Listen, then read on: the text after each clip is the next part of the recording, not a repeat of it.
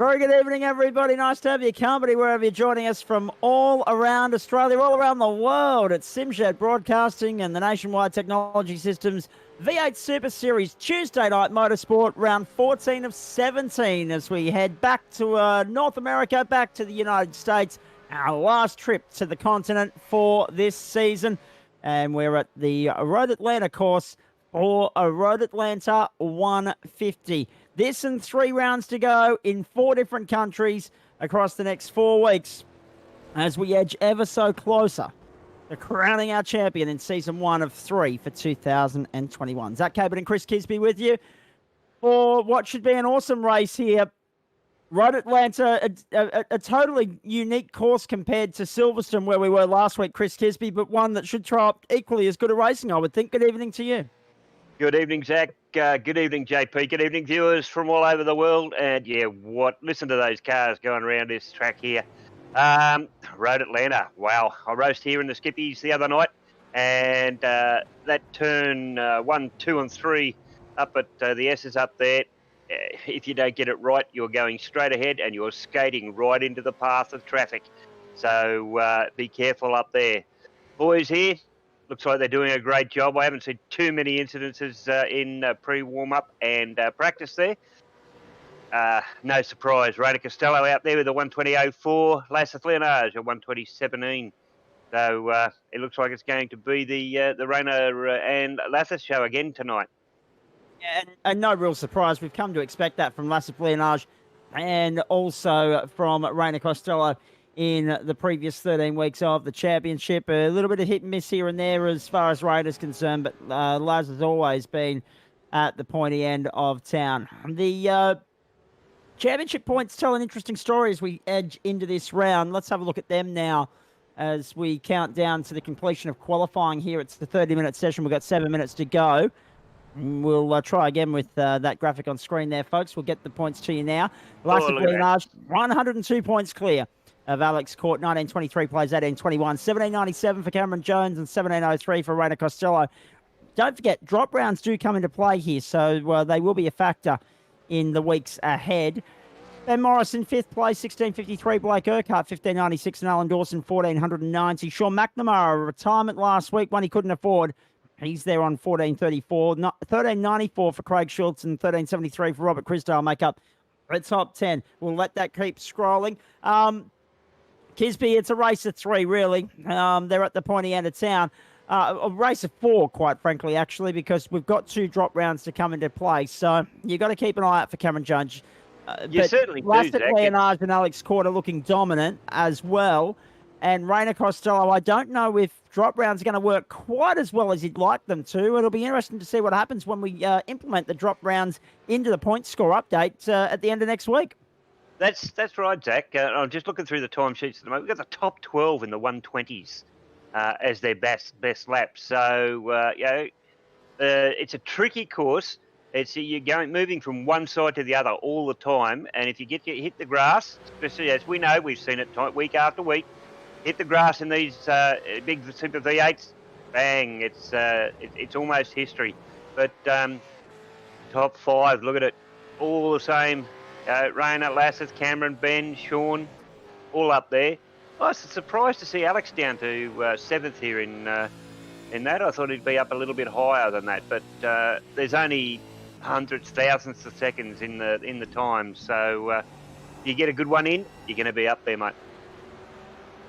Indeed you are. There's what's happening in qualifying at this point in time.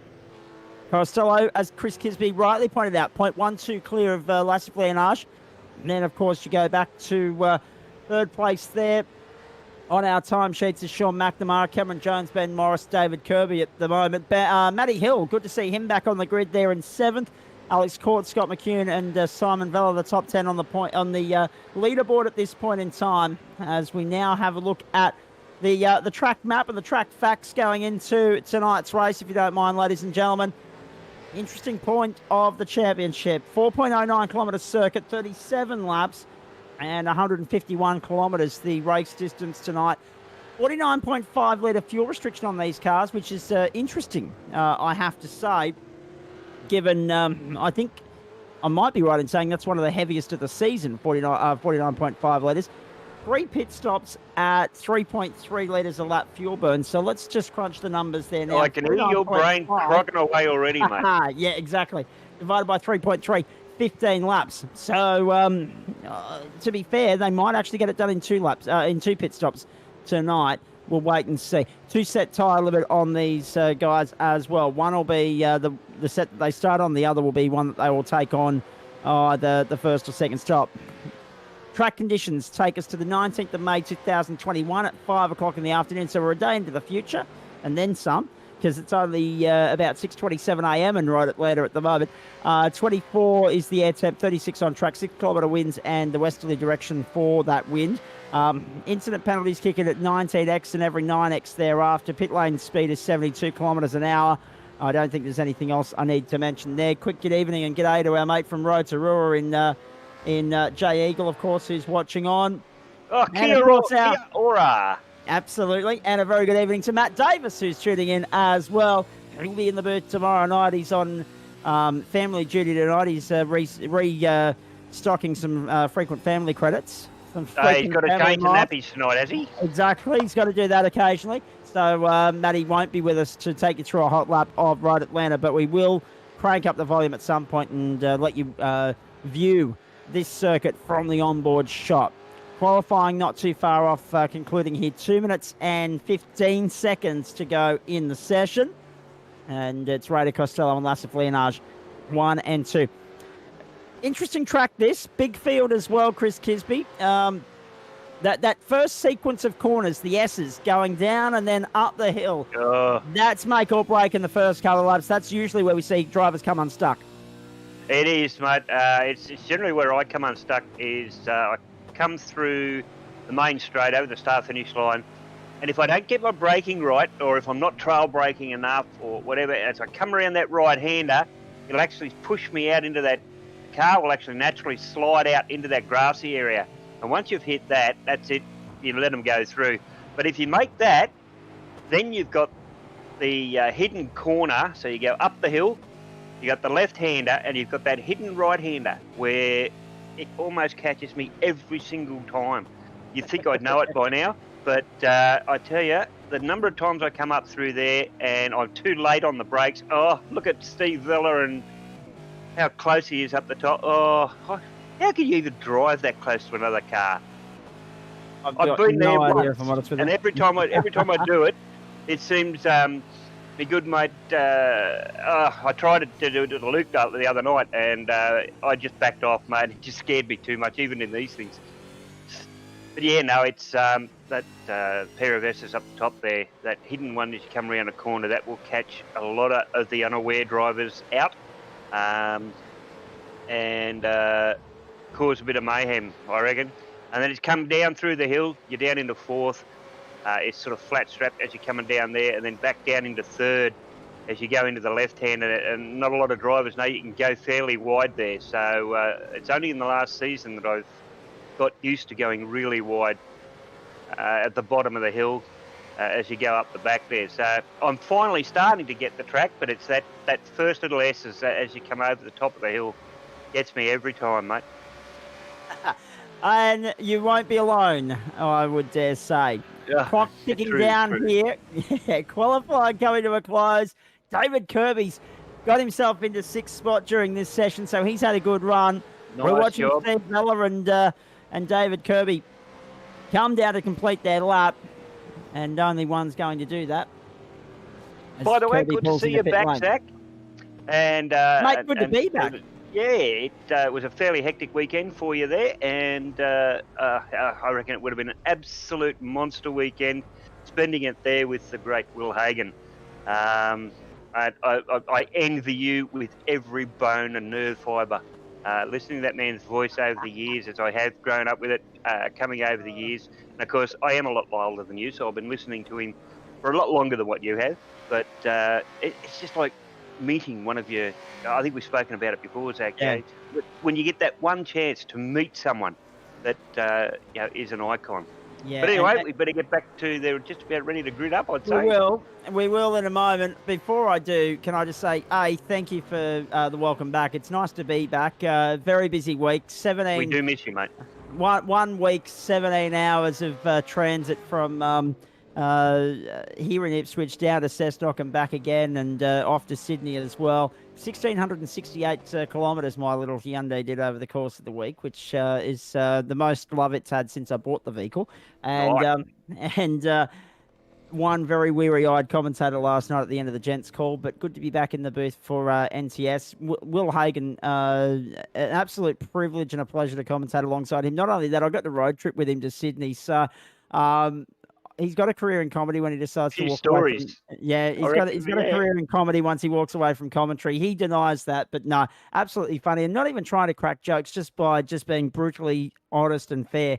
As only he is. And viewers on Facebook and Twitch, sit there and let us know what you thought Zach Caban and Will Hagen talked about from the trip back to Sydney. Come on, let's see it. Let's see if anybody can get it right. I can guarantee it was all above board. And the other thing too, as I said in the call on Saturday night, and JP was actually watching some of the broadcasts, he's commentated in 7 different decades of Australian motorsport: the 60s, Wow. 70s, 80s, 90s, noughties, 10s, and 20s. Like, there aren't too many people that can say that. I'll come back to Mr. Hagen a little bit later on, because he's an absolute legend. There's no doubt about that. Here's a look at the grid for this round of the Nationwide Technology Systems V8 Super Series. The Road Atlanta 150, Rainer Costello and Sean McNamara front row. So McNamara with a cracking lap there in the closing stage of the session to get up and just edge ahead of Lassif Leonage, who is third.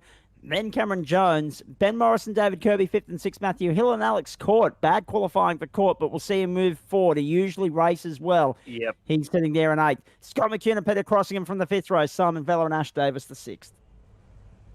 7th row, Alan Dawson, Blake Urquhart. 8th row, Robert Crisdale, Brian Cooper. 9th row, Michael Angus, Darren Caldwell. 10th row, Lindsay Hobbs and Craig Schultz. 11th row, Chris Barnes and Ben Saar. And 12th row, Tim Mulford and Wade Michael.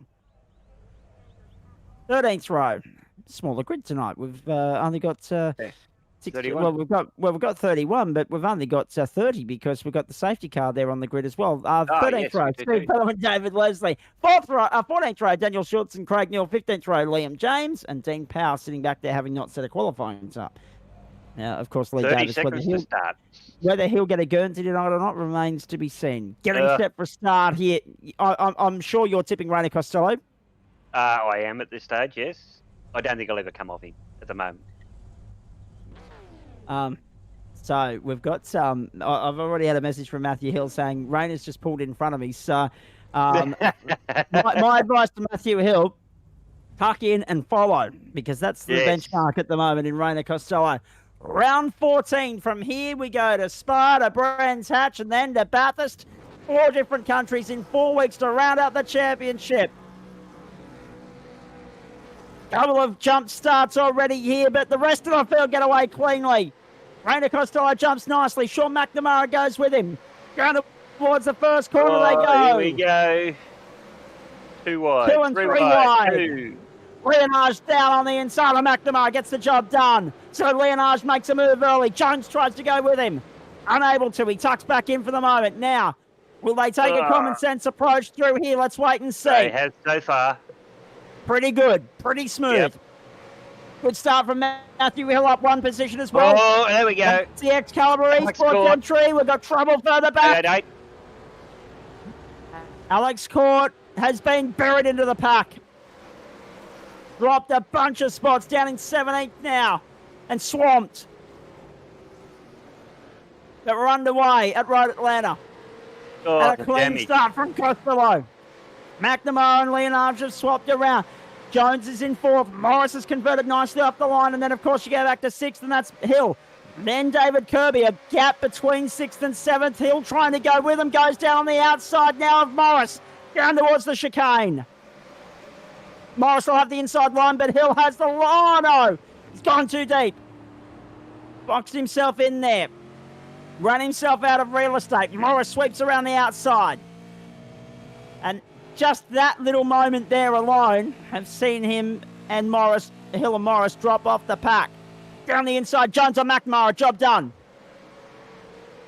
The job done there is Jones. Goes through on McNamara into third position. Here's a replay of the start. A couple of jump starts here too, Chris Kisby. Yeah, look at that. We got a couple into the grass going up the hill again. That's that spot that I told you about. Just watch the rejoin, boys. Yes, it's not hard to jump start. I've done it a few times myself, as you probably called on different occasions. Back to SimSnapcom replay. Let's see what we got. Rainer Costello round the corner. Looked all clean through there. I can't see anything too much there. All up there, up the back straight there quite well. Radio's going like crazy in the background. I could imagine. Down the back straight for the second time. That long sweeping right-hander halfway down the back straight. They get to the braking zone. Morris has gapped Hill. Hill falling back into the clutches of Kirby. Then you go back to Ash Davis. Peter Crossingham's in 9th. And 10th is Simon Vella. Davis, the big mover early on. 4 positions gained from him. He sits 8th at the moment. Tim Mulford and Wade Michael further down the order have also gained 4 positions. Not much positional change outside of that. Daniel Schultz, Craig Newell have both jumped the start. They copped a drive-through as a result of that.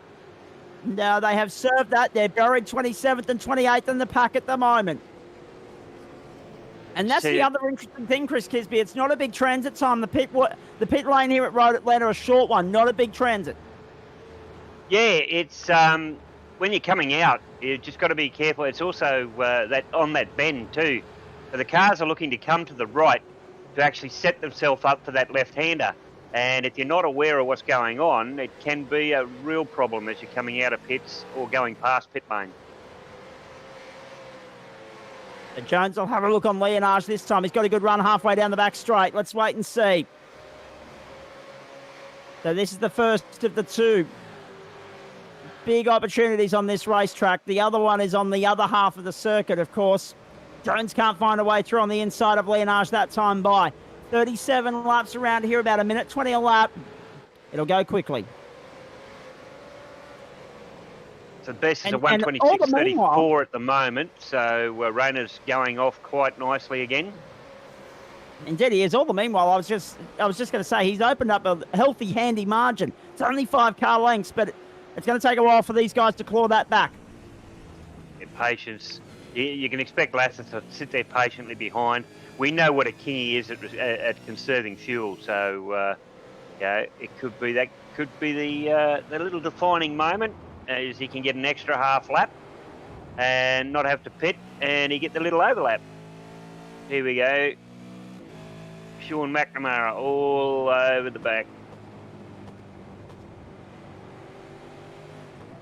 Jones, you're looking at the back. As Chris Kisby said to McNamara, Morris is there. Matthew Hill started to close back up as well. Good run off. That's a particular corner 7 and 8 for Cameron Jones. Edges clear of McNamara. Now has a look at Leonard. A big look down the inside. Jones pulled out early there. Went for it down the inside. Can he get the second on the inside of the championship leader? No, it's tight. It's close. Yeah, not yet because Leonard has still got the inside though, Kisby. But the overlap from Jones. Have a look at that. Halfway down towards the last corner. Jones has got it done. It took him a while. Nice he had the overlap. He had the overlap. No question about that. But Leonard was still a chance until they got to the last corner. Leonard wasn't going to give it up easy, was he? Big moment there for Jones. And Leonard's ranges back up on the outside to get back to second. Oh, look at Alex. And Hill's got back onto the back of Morris. Jones through on the inside. Leonard responds. Side by side, and that's exactly what we're talking about. Oh, they're touched. Big moment. There goes Morris as well. Oh, that's the one. Wow. I think he might have just been the unlucky one in all of that because everyone got checked up because of the madness unfolding between Leonard and Jones. And yet I have a nasty feeling that Hill will cop the penalty for it. Let's have a look from Chopper. I'm going to go back and have a look at that one, Jack.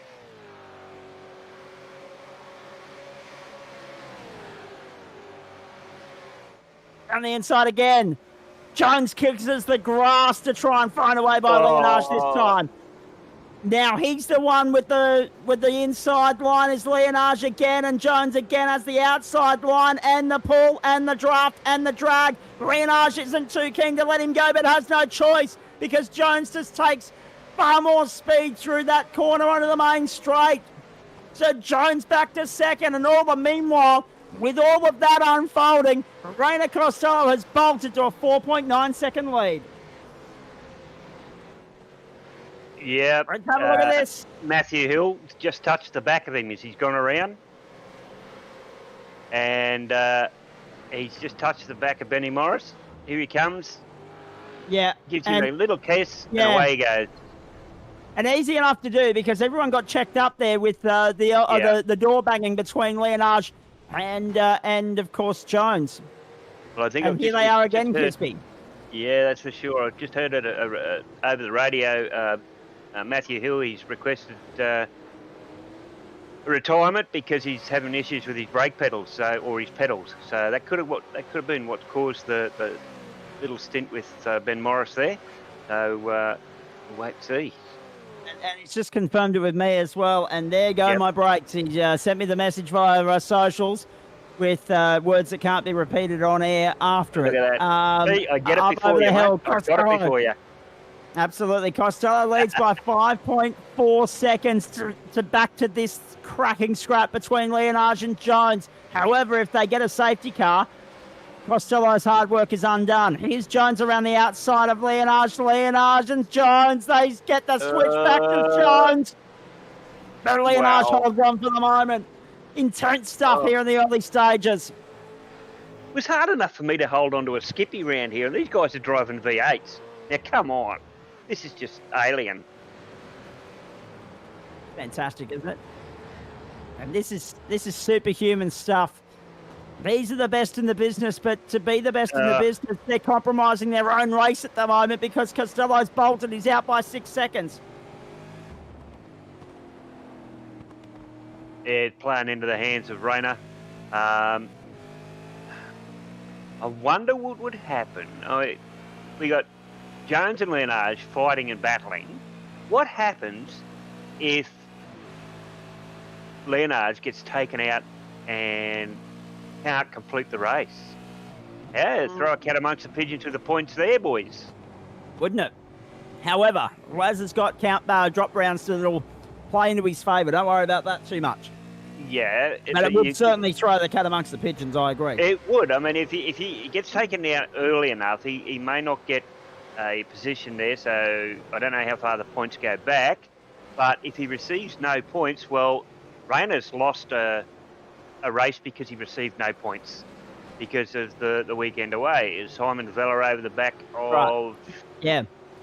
So Simon Vella's in 9th place all over the back of Scott McCune, Robert Crisdale in behind him. And just on that note, there was a memo on the screen there with regards to, I think it's Brian Cooper, number 344, copping a drive-through penalty for contact with, I missed the second part of that, 005, I'm being told. And 005 is Steve Vella, who's in the pits and has been for about 6 minutes. So not an ideal start of the night for him. Hope you're enjoying it. SimShed Broadcasting's exclusive coverage of the NTS series. What an opening to this sprint round from Road Atlanta. 151 kilometres the race distance tonight, and these guys are going as though it's 50. Have a look at this again. Leonage trying to break the toe, and Jones says, bugger the slipstream, I'll go for it myself, I'll back myself down the inside. Jones gets him again. He's done it again. Davis, the big mover. Have a look at Ash Davis in there. He's gained 8 spots in all of this. From 12th on the grid up to 4th, and a real contender to have a crack at Leonage and Jones here. All of a sudden, a 3-way fight for second. He takes David Kirby with him. So these two, Jones and Leonage, are actually coming back to the rest of the pack. They're not pulling clear like Reina is. He's out to 6.25 seconds. The rest of them are trying to just latch on to Leonage and Jones, sniffing an opportunity for an upset here. We know that Morris is down the order because of the incident with Matthew Hill. We know Hill's out of the race because of a brake failure. He's confirmed it might be one of the sponge in the pedals, unfortunately. So this sim racing caper, it's an expensive and frustrating game sometimes, Chris Kisby. Oh, it is. It is. I had one of the mates that just joined the gentleman's and Mick Coggins, and he was having so much problems with his pedals the other night that he sweet talked the other partner, and he's just put himself on order for a set of V3s. So that's how it came. He pulled his pedals completely apart, blew them with air, and put all this sort of stuff, put them back together. And for the moment, it seems to be going right. But yeah, no, once a pedal goes, or once part of your equipment goes, that's it. On the inside, Blake Urquhart Oh. and Scott McCune. What about that? So Urquhart there under all sorts of pressure at the moment because he's got McCune, Vella, Crisdale. Vella's in. Alex Court's worked his way back up to 10th spot as well. Dawson, Hobbs and Barnes take us back to 13th at the moment. We've already had a couple of retirements here. Vella, I'd say out of business. He's been in the lane for 7.5 minutes. Liam James has been in there for 2 minutes. You can't afford to lose time on this circuit in this race without safety cars coming to your rescue, and they're not doing that at the moment. We've gone 10 laps. Right. It's safety car free thus far. And we've, of course, had Daniel Schultz and Craig Newell with their drive-throughs.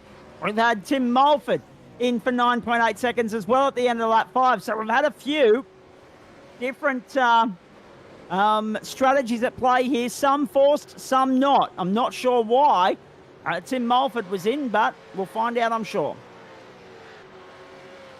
I tell you what, I think race control's forgotten where the yellow button is, because we had the same last night. They just didn't know where the yellow button was, or it's misplaced, or someone pulled it out of the panel. Not so much in this race tonight, because there hasn't been. I know. Bathurst last night, 7 cars pile up going up Forest. Mate, we had 14. Look Here at we this, go. however. Wade Michael under tremendous pressure here. Craig Schultz, Ben Morris for company.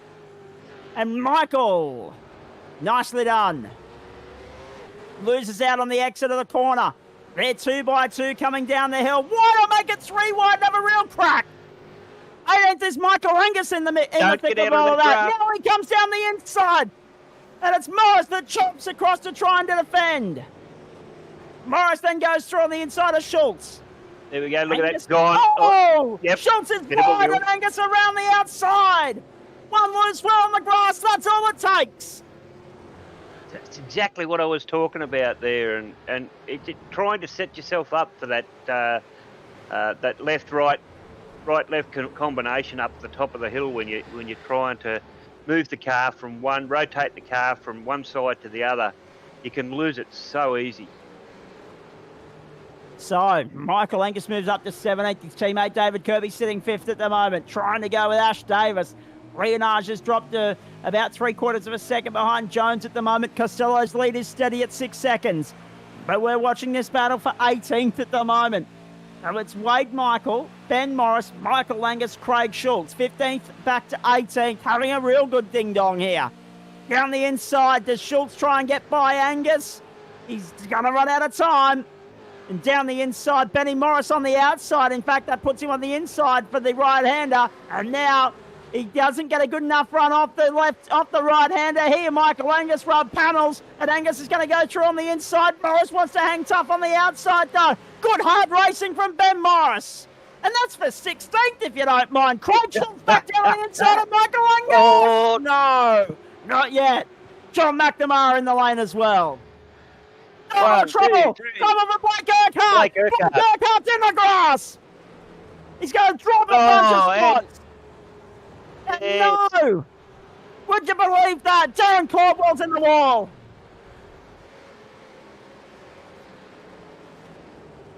Oh, wow. Just trying to get control of that car again is so hard. Yeah. He's trying to modulate the throttle, and the more he's trying to, the worse it's getting, and he's just using the other cars as pinball cushions just to try and straighten the car up. Costello leads. There's Jones in second. Third place, of course, is Leonage. So that's the running scroller at the bottom of your screen there. We go back to this battle with Scott McCune for 7th. In behind him, Alex Court. Back where he started. Trying to find a way forward. Trying to find a way back to the point out of town. Just not a great night at the office thus far for Alex Court, but there's still 25 laps to go. Look at it, lights flashing, lights ablaze. Wants to find a way by Scott McCune. Can't do it at the moment. And that's, look at me, it's lap 13. Where's that gone? We're third of the way through the race. Cameron Jones, Rice of Lienage, they've had a cracking scrap. We've had a cracking scrap for 18th. We've had a cracking scrap for 13th. There's battles everywhere at the moment. Our timing screen's lit up with yellow and orange. No, exactly. It's fantastic. It's almost like we need Jake. Oh, there we go. There goes McCune. Bang. That was on the off-camber turn 5, on the run down to turn 6. Did he catch the grass? Did he catch the curb? What was it? Let's have a look. Oh, no. Yeah. Wobble, wobble, wobble, gone. Oh, you are kidding me. Another twist in the tail tonight. Oh, did he take anyone? Oh, Yes. jeez. Yeah, No, how Just lucky. missed. How lucky. Wow. Lindsay Hobbs there. Wow. Now, if that was in a race and I was racing like that, it would have been netcode. Netcode would have pushed me out. Yep. Oh. Yeah, this race is just off tap at the moment. Off tap. Cameron Jones is in the pit lane. Robert Crisdale is in the pit lane. The pit stops are underway. Oh, no! Car off in the background there. There's engine smoke blowing up an absolute steam train there. What was going on there? Missed it. Yeah. I'm not sure who that was parked up on the inside of turn 6. It didn't show up on my crash map, so... And you know the rule, they have to request a tow before race control will approve it. They might call the safety car for it. Yes, it does. There's the safety car going out on the circuit. That neutralises the race. And how does that compromise? Oh, here comes Costello straight into the lane now. That's the other interesting tactical thing here. Those guys that were on their way to the pit lane, is this considered a free pass, or do they get unlucky with the strategy game? So we got a retirement on the circuit. Not sure who it was.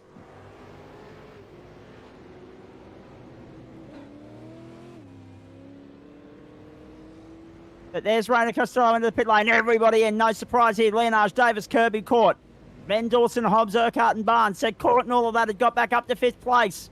Where's this going to be on corrected order? What an opportunity. So at the end of lap 38 seconds, 14 41 is where we're at. They could get 15 to a tank. They're going to save a little bit here. So I'll save a little bit under this safety car. That's going to make it interesting in terms of strategy play numbers and everything else. Where they decide to come exactly in fuel or tyres for that last stop. Will they keep their tyres for the next stop? Will they burn them now? We've got 24 to go, or 23 rather to go. And now it's a case of do they go to a point, maybe like 23, 24, then come in take tyres? Not sure. Big strategy. What they've done is the top 5, they're all either 42 seconds or 43 seconds. So whatever they've done, they've all done exactly the same thing.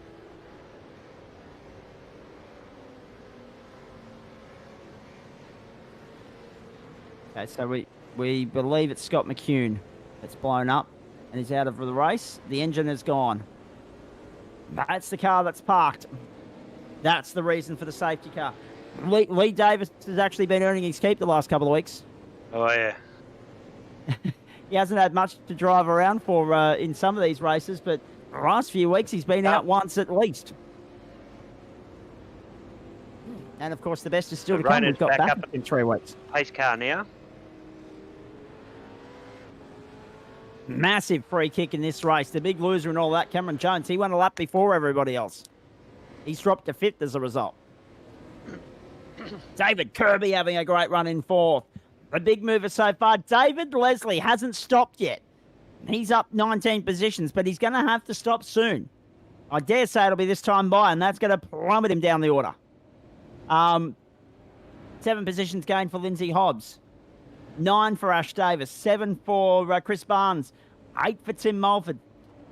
There's some big movers in this pack. We're going to have one more lap behind the caution, behind the pace car. Of course, it's the Blue Stampede Labour Hire NTS safety car. What is round 14 of the championship? Race neutralised at the moment. Race control's having a big lot of work tonight. They're earning their money tonight. They certainly are. I'll be interested to get the thoughts of the crew post race here. Deep breaths, boys. Oh, wow. Deep breaths. Go one at a time, and keep telling the guys, you just got you can only take one incident at a time. So you start at the top, note them down, start at the top, and just run through them. The drivers get frustrated and all that sort of stuff, but they got to realise they're looking at so many different things. They got to take a little bit of time to look at it. So our when we're doing it, if it takes more than 30 seconds to come to a decision, then it's a post-race penalty or post-race look at. So if it's not cut and dried, then we'll look at it a little bit later or once we get time. So you try and get them all out, get them through, and as per usual, you try and get all the penalties done on track. That way there's no waiting till after the race and finding out that, oh yeah, you finished second and oh, sorry, whoops, because of a thing, you actually finished 10th. Alex Court there, right behind Cameron Jones for this restart. And let's see how quickly it takes Court, how quickly Court will assert himself in that battle. How quickly that will ignite. Of course, that's second and third in the championship.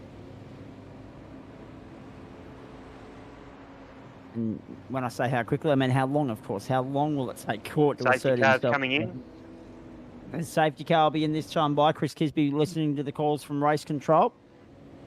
Copy that. So, here we go. Still trying Rainer to sort Costello, themselves out. and Ash Davis. 1, 2, and 3. Let's wait and see how quickly Rainer bolts here. The safety car will pull off. The field will be at that young man's. It'll be at his beck and call as to when they go. It's in his control.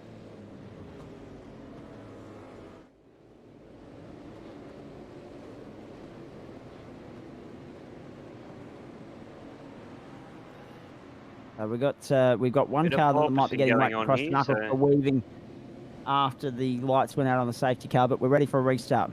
Field is in Rainer Costello's control. It's in his hands. They go on Come his on, signal. boys. Throttle's not Keep it that hard clean, to boys. control. Let's go. Off they go. Back to green at Road Atlanta. Lap traffic moves out the road. That's Yeah, there nicely we go. done. Costello goes through. Davis and Kirby follow him. Oh, here we go. Oh, Kirby. that's squeezed up there, if you Oh, don't wow. mind. From Cameron Jones. And David Leslie's been muscled out in all of that. Jones knows that he needs to get going here, and it's not going to happen with lap traffic. David Kirby is the doing man that his he best needs to to get out of try the and road. find a way past now. That's the whole thing. He's not doing anything wrong there. No, that's right. He's Exactly holding right. his line. 100%. And he's being predictable, so the other guys can get around him. So long as he keeps doing that, he'll be fine. David Leslie up to the inside. Now, so Lassif Leonard and Ash Davis are fighting for second at the moment. Fourth is Kirby, Jones and Court. Now Jones will be looking for a way by Kirby this time by as they head down towards Tim turn Mulford a spin. 10. Mulford's gone round. Here they go side by side. Jones has got Kirby, but he's on the wrong side of the road here. Kirby lets him go, however. Yeah. Kirby doesn't put up a fight Brakes there. haven't warmed yet. Nicely done. Great racing. Ash Davis through on Lassif Leonard. Whoa, we're looking at the Jones and Kirby battle. Davis up to second. He got the free kick and all of that tonight.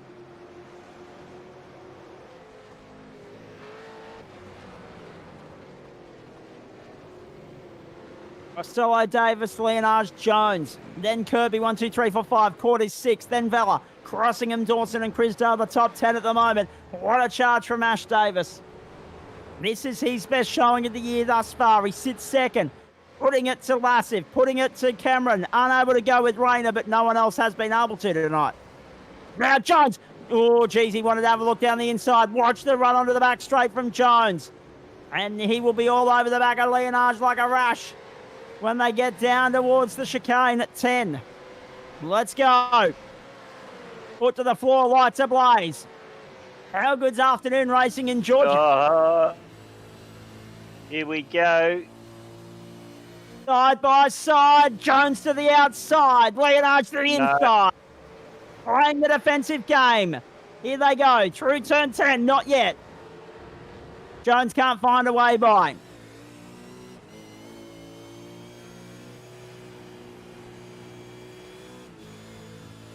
That's what I mean. You come up to here, you got your braking zone just about now, and you're turning in nice and early to go up the hill. But if you don't get it right, there we go, he's onto the ripple strip. So, Jones did well to gather up, might lose out the curb, he doesn't. Manages to hold it somehow. Davis, Leonage, Jones, second, third and fourth. Forget about Costello, he's back out to 4.5 seconds ahead of these guys. The Mustang has bolted. Well, that didn't take him long.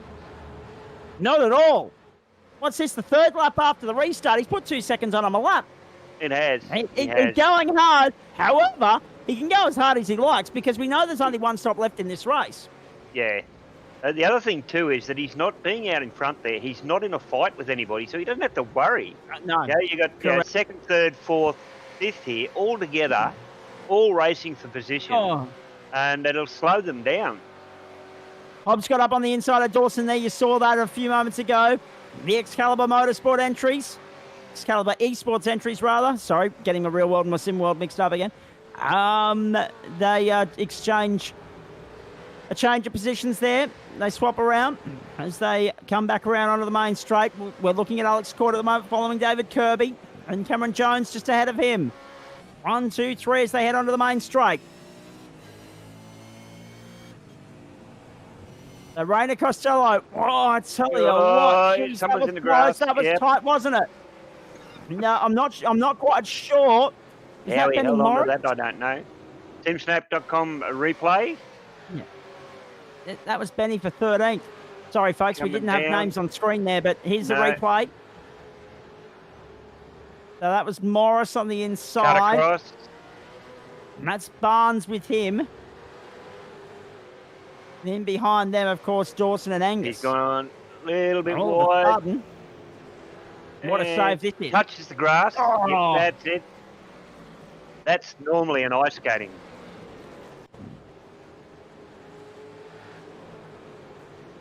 Another SimSnap.com replay for you. Lasses Leonage. Comes through the S's. Oh, it's easy to do. It was Davis having the moment. Lars up on the inside and Leonage up to second. Jones will go with him. They capitalise on a small mistake from Davis. It's his first one of the night. And he slips back to fourth, but he's still got 8 positions gained thus far. Into the main straight. This battle continues. We're back live now. Lap 21. Jones down the inside. One! Got him! Got him! Jones to second. Leonage back behind him. Davis wants a chance. He has a sniff at going back where he was a moment ago. He's right. He's saying, don't count me out. I want a piece of this as well. But Jones has skipped clear. 3 car lengths already. There's Ash Davis up 8 places. So, yeah, he's had a ripper of a night. Chris Barnes up 9 places. Yeah, Lindsay Hobbs up 9. An extraordinary night, ladies and gentlemen. I hope you're enjoying our coverage. If they're not, I am. That's from Road Atlanta. Oh, exactly right. This is fantastic stuff. So Ash Davis was second, went back to fourth, right back on the tail of Lassive Leonage here, trying to hold off David Kirby. He was up there in second a couple of moments ago. He's going back out in pursuit of it right now. and he wants to finish off what he started. I don't think anyone's catching Costello tonight. Forget about that. No, he's out It's for a 6 battle for the seconds. minors.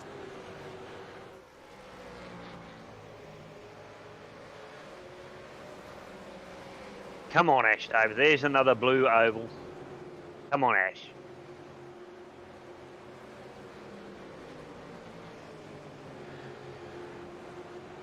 The Costello, then Jones, Leonage, Davis, Kirby, the top 5 at the moment.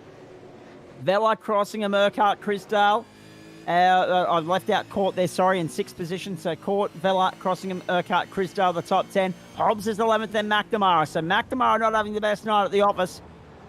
He's buried back there in 12th position right now. But now down on the inside, let's wait and see. Can he get by Lindsay Hobbs? Not just yet. A little bit damage on the left-hand side of that car as well as they head onto the back straight one more time. Well, 16 laps to go. That went quick, didn't it?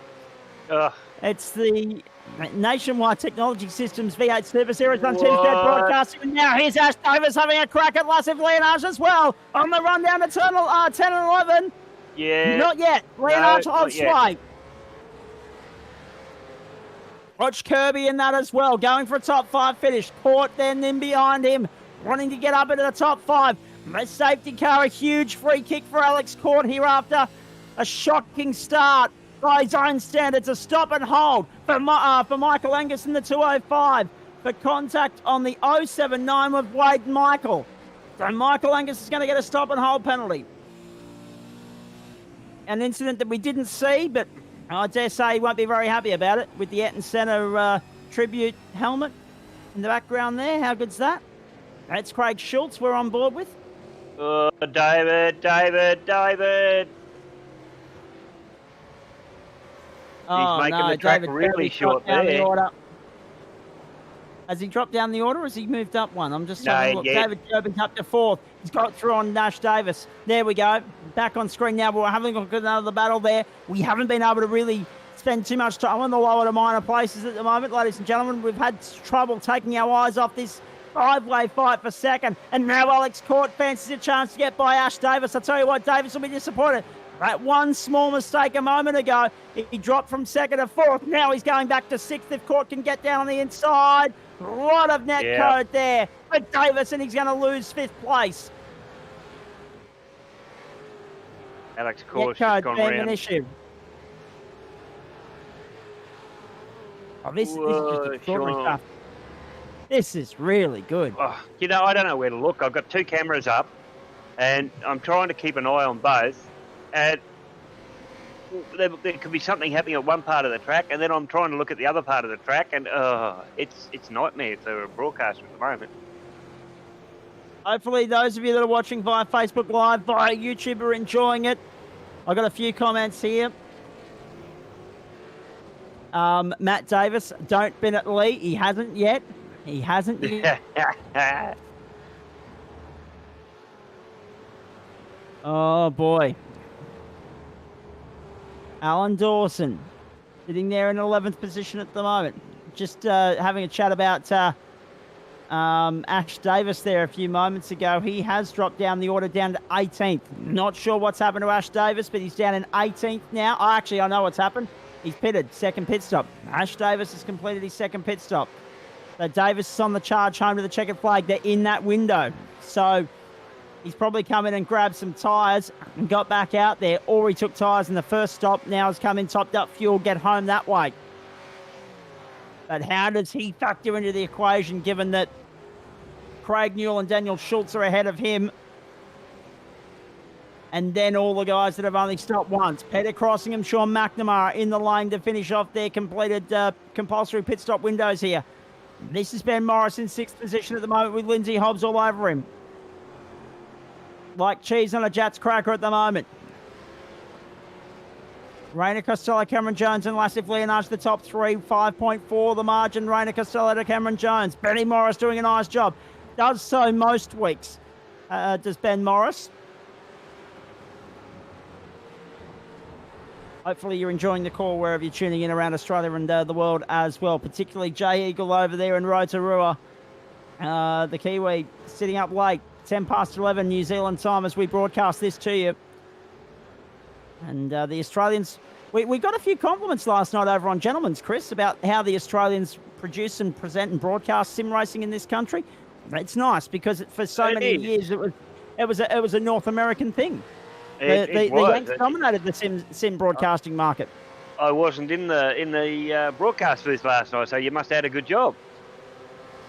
Oh, well, I was going to say, we normally do a better job when you're there, Kisby, but I think we were okay. Yeah, well, I'll take that. Despite my sleep deprivation. Rainer Costello in the pit lane. This is the critical stop right here. We continue with Darren Caldwell in 9th place at the moment. Oh, how good. It has been fantastic to bring you all the action of the NTS series so far this year. Here comes Craig Newell in 10th place into the pit lane as well. So Costello, Hobbs, Schultz, Caldwell and Newell all in at this point in time. Ash Davis in 11th. And let's wait and see where he balances out in all of this. It should be behind Rainer Costello, who's back out onto the racetrack. Although Darren Caldwell looks like he's going to get him as well. No. Ash Davis has come back out in 7th as I would have expected. Simon Vella there in position number...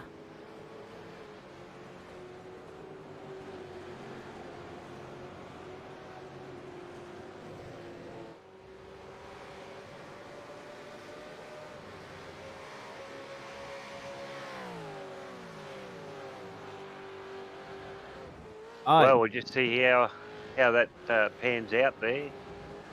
I was going to say apologies too, folks. I might have just dropped in and out there for a couple of seconds. Discord just had a moment on me and just decided to not respond, as Windows does. Now, he's Lassif Leonage into the pit lane, and David Kirby as well. Cameron Jones, Alex Court continue on. Leonage, Kirby in the lane. Everyone playing a little bit of a different strategy game here at the moment. They've all got to get to 37. They're just finding different ways to get there. Sounds good to me. Let's take this opportunity to go on board with this man. The man that's the one to beat tonight at Road Atlanta. Crank up the volume and listen to Rainer Costello hard at work.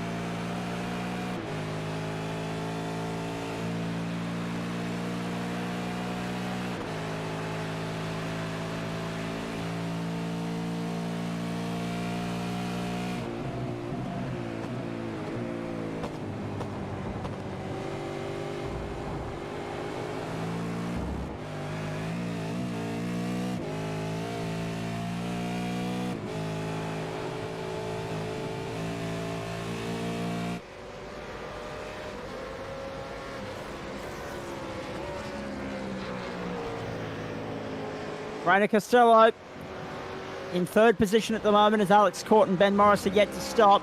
Ash Davis is up into 2nd position. So not only is he got by Cameron Jones, he's got by Lassif Leonage, he's got by David Kirby. Ash Davis is 2nd on corrected order. He's 4th outright in the race. That's him making the move around the outside as the boys come out of pit lane. He not only got Kirby, he got Leonage as well. Then they all got Cameron Jones. So Jones is buried in 7th at the moment, 5th on corrected order. But Ash Davis, the big mover of the night. So all the hard work that he put in to get up to 2nd earlier, to then only drop back to 6th as now, because of an earlier pit stop, Chris Kisby, it's paid off for him. It looks like he'll be 2nd on corrected order, but he's going to have to work bloody hard for it because he's got David Kirby and Lassif Leonage breathing down his neck. Lassif more so than David. Yeah, that's right, Zach. I mean, we're just talking off air as we're listening to the car revving around there. Strategy to try and undercut and cover your opponent from the pit stop. So here comes Laz down through. Oh, look at it. No, you can sit behind there. But you've got to try and work out whether you're going to get is it worth staying out or is it worth getting that extra lap in to try and do the undercut and get out just in front of your opponent. So I think our director's got a bit of a cut back to a replay where we saw that, where it wasn't covered. And Just have a look at this in the meantime, Chris Kisby. Yeah. 1:19.82. Rainer Costello, fastest lap of the night. Oh, look at that. Wow. Definitely on some new tyres there. He took his tyres that time. Well, to be fair, his pole time was a 1:20.0. I mean, the guy is just a freak. He's punching out better numbers now than what he was at the start of the night in qualifying on probably a better setup. So Ben Morris, Rainer Costello, Lasse Leonage and Ash Davis, then David Kirby. Go for it, mate. Well, for someone so young, mate, it's just amazing what can be done. And is he a real life racer as well in the karts, or? Yep. He's coming through the system. So you've got karts and that coming through. So if he can handle this here, what's he going to be like as he progresses and learns? Well, unreal. Benny Morris in the lane, so that means the order will be corrected now. I tell you what, geez, that was some good driving there. Ash Davis, David Kirby, Alex Court go third, fourth and fifth, then Cameron Jones into sixth. But we're watching this battle further down the order as Simon McNamara tries to wedge his way through the pack. And Peter crossing him as well. Oh, this is some super racing. Look at this. Cameron Jones, 1:19.23, fastest lap of the race of the night for Cameron Jones. He's put 6 tenths on what Costello just watched. I mean, that's just extraordinary from Jones to be that far down the order. But I tell you what, we've got a real battle brewing for second, third, fourth, fifth and sixth here. We're watching, however, the battle further down the order with McNamara. So he's got Christel just ahead of him, then Urquhart, Vettel and Barnes. Now we're back at the front of the field. Look at this. This is just super stuff. Leonage. Then you go back to Davis. So Leonage has got by Davis. He's caught all over the back of Kirby and Jones. Jones inside. No. Go for it. No. Oh. Come on, boys. You're all good enough to get through there. 3 wide, surely. Oh, no. That was fierce and friendly, I can tell you. Here's Kirby under pressure from Court under pressure from Jones. Jones looking to go around the outside, yields. Will he get him on the inside coming up to the first of the chicanes? No, he won't. Court covers him off. Oh, great racing here at the moment in the NTS Super Series. Hope you're enjoying it around Australia. 7 laps to go. Lap 31 or 37. I tell you what, we're short for breath tonight because there's been that much to cover. There's been that much going on. This is one of the best races of the season, let alone one of the best races we've seen on American soil. Big moment for Court as he kisses up a bit of dust and grass there. And that's going to allow Jones an opportunity to go around the outside. Jones and Court side by side into 9. Oh, I tell you what, great racing into 7, I should say. Oh, that's fantastic stuff. Court holds on for the moment, but I tell you what, he's under pressure, Chris. Yeah, he is. You're not seeing it on the broadcast, but I'm just watching the little battle between 10, 11, 12, 13. And it's just unbelievable the way these guys are just... Yeah, you'd think they were fighting for the lead. Yeah, exactly. Jones up on the outside of Court back down the inside. Jones has to work for it. I tell you what, he had to use a little bit of grass and a little bit of curb to get it done, but he gets through. Jones into 5th now. Those brakes will be red hot. Chris was trying talking to stay out of that. 13th is Barnes, 12th is Vella. Look at him. 14th is, of course, Dawson, Ren Urquhart and Schultz. There's battles forming everywhere. There's little points all the way around the track, Zach, and you just don't know which one to look at. But this group of 5 cars here, they've been jostling all the way through for the last 10 minutes or so. It's been amazing. That is Alex Court in 5th position at the moment. So, hang on, he's got back by. He's got back by Cameron Jones. Now, all the meanwhile, David Kirby's been able to skip clear. One mistake. Yeah, look at that. Davis one little mistake. At the moment. So at the moment, I think our top three are looking pretty comfy. They are, well, P1, 9 seconds over Latches, Exactly. and then 0.8 over Davis. So it's still that battle. It's anyone's battle for second, third, fourth. Here we go. And Jones to the inside. Gets by Court that time. That time it's fairly done. No extra runoff area had to be taken on that occasion. It's caught at a massive moment, and that'll be the battle over. That'll be the end of that. Jones is clear. Jones's next target is Kirby. Let's have a look at this. An enormous wobble off camber for Alex Court. Talk us through it, Chris. all right, comes down the hill, onto the brakes heavy. You've really got to be heavy onto the brakes to slow yourself down enough to get around that corner. Oh. And Wow. Well, he's just hit the grass. That's it. As soon as you do there, you've got to come off. But you can't come off the accelerator too hard, because otherwise the engine compression takes over and it'll throw you even more. So you've actually got to come off gently to be able to get your car back into a straight line and stop that tank slapping. That was an enormous moment for Alex Court. So here's Sean McNamara all over the back of Robert Crisdale. This is for 10th and 11th. This could potentially be 10th position up for grabs here for McNamara, which will be an okay fight back, given the way the night started, but his championship hopes well and truly dashed.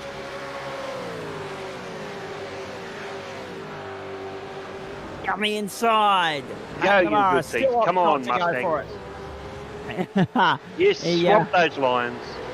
He manages to hold on, does Robert Crisdale for the moment.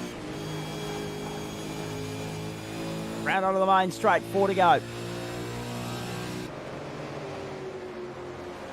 So McNamara trying to find a way to the top 10. He had no choice but to yield at the end of the back straight there. He's a hard and clean racer. He wouldn't go for anything that wasn't on.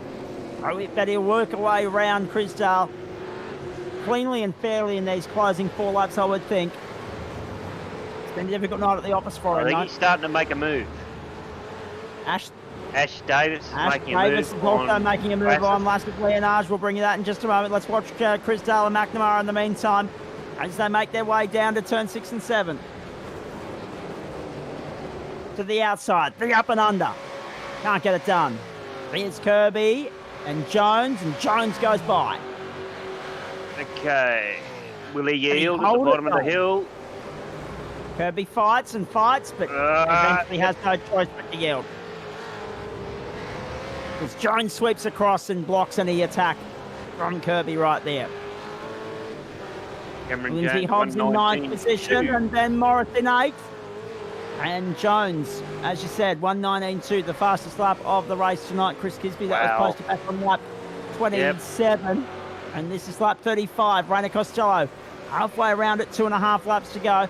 Hobbs and Morris the battle now as Hobbs tries to find a way around Morris. This is the battle for 8th.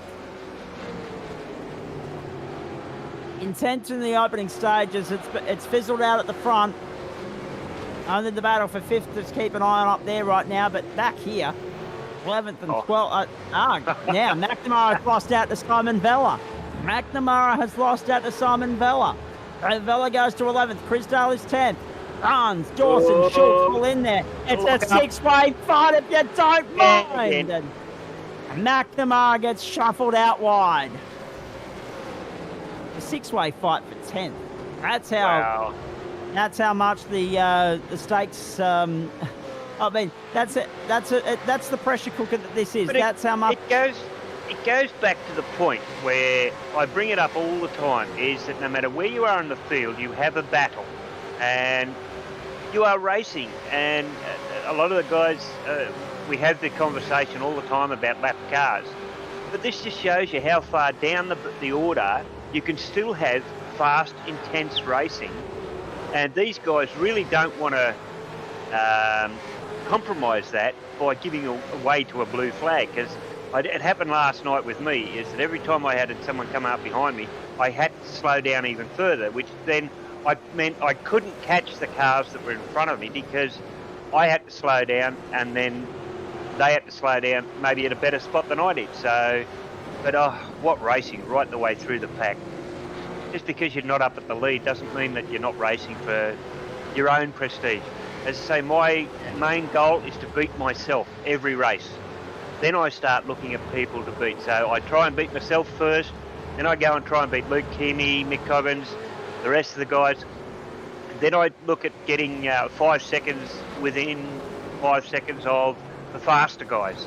Yep. I have a big thing when I'm practicing that if I could be within 5 seconds of the Hobbos, Brent Hobsons, the Chris Whitakers, the Michael Hammonds, if I can be within 5 seconds of them, I'm having a good night. And last night, I think in one of the races there, I was within 2 seconds of the fast guys. So I'm getting better and better as we go through. Well, and that's what it's all about, Chris. He's Rainer Costello on his final lap. Speaking of getting better and better, I got a bit tongue-tied there a few moments ago. I was talking about that battle for 10th to 15th. That's how high the stakes are. That's how much they're racing for Sheep Station. I think what I was trying to spit out. There's 6 cars there. Extraordinary. I know, it's fantastic. That spot. And they're still going for it. We'll check that out in a moment. In the meantime, let's watch Rainer Costello bring it round to the checkered flag. He's got about half a lap to go here at Road Atlanta. The final American round of the championship. And of course, we head towards Europe for 2 weeks and then back to Australia to Mount Panorama for the Holy Grail. The 250 to round out the season, the second and final enduro.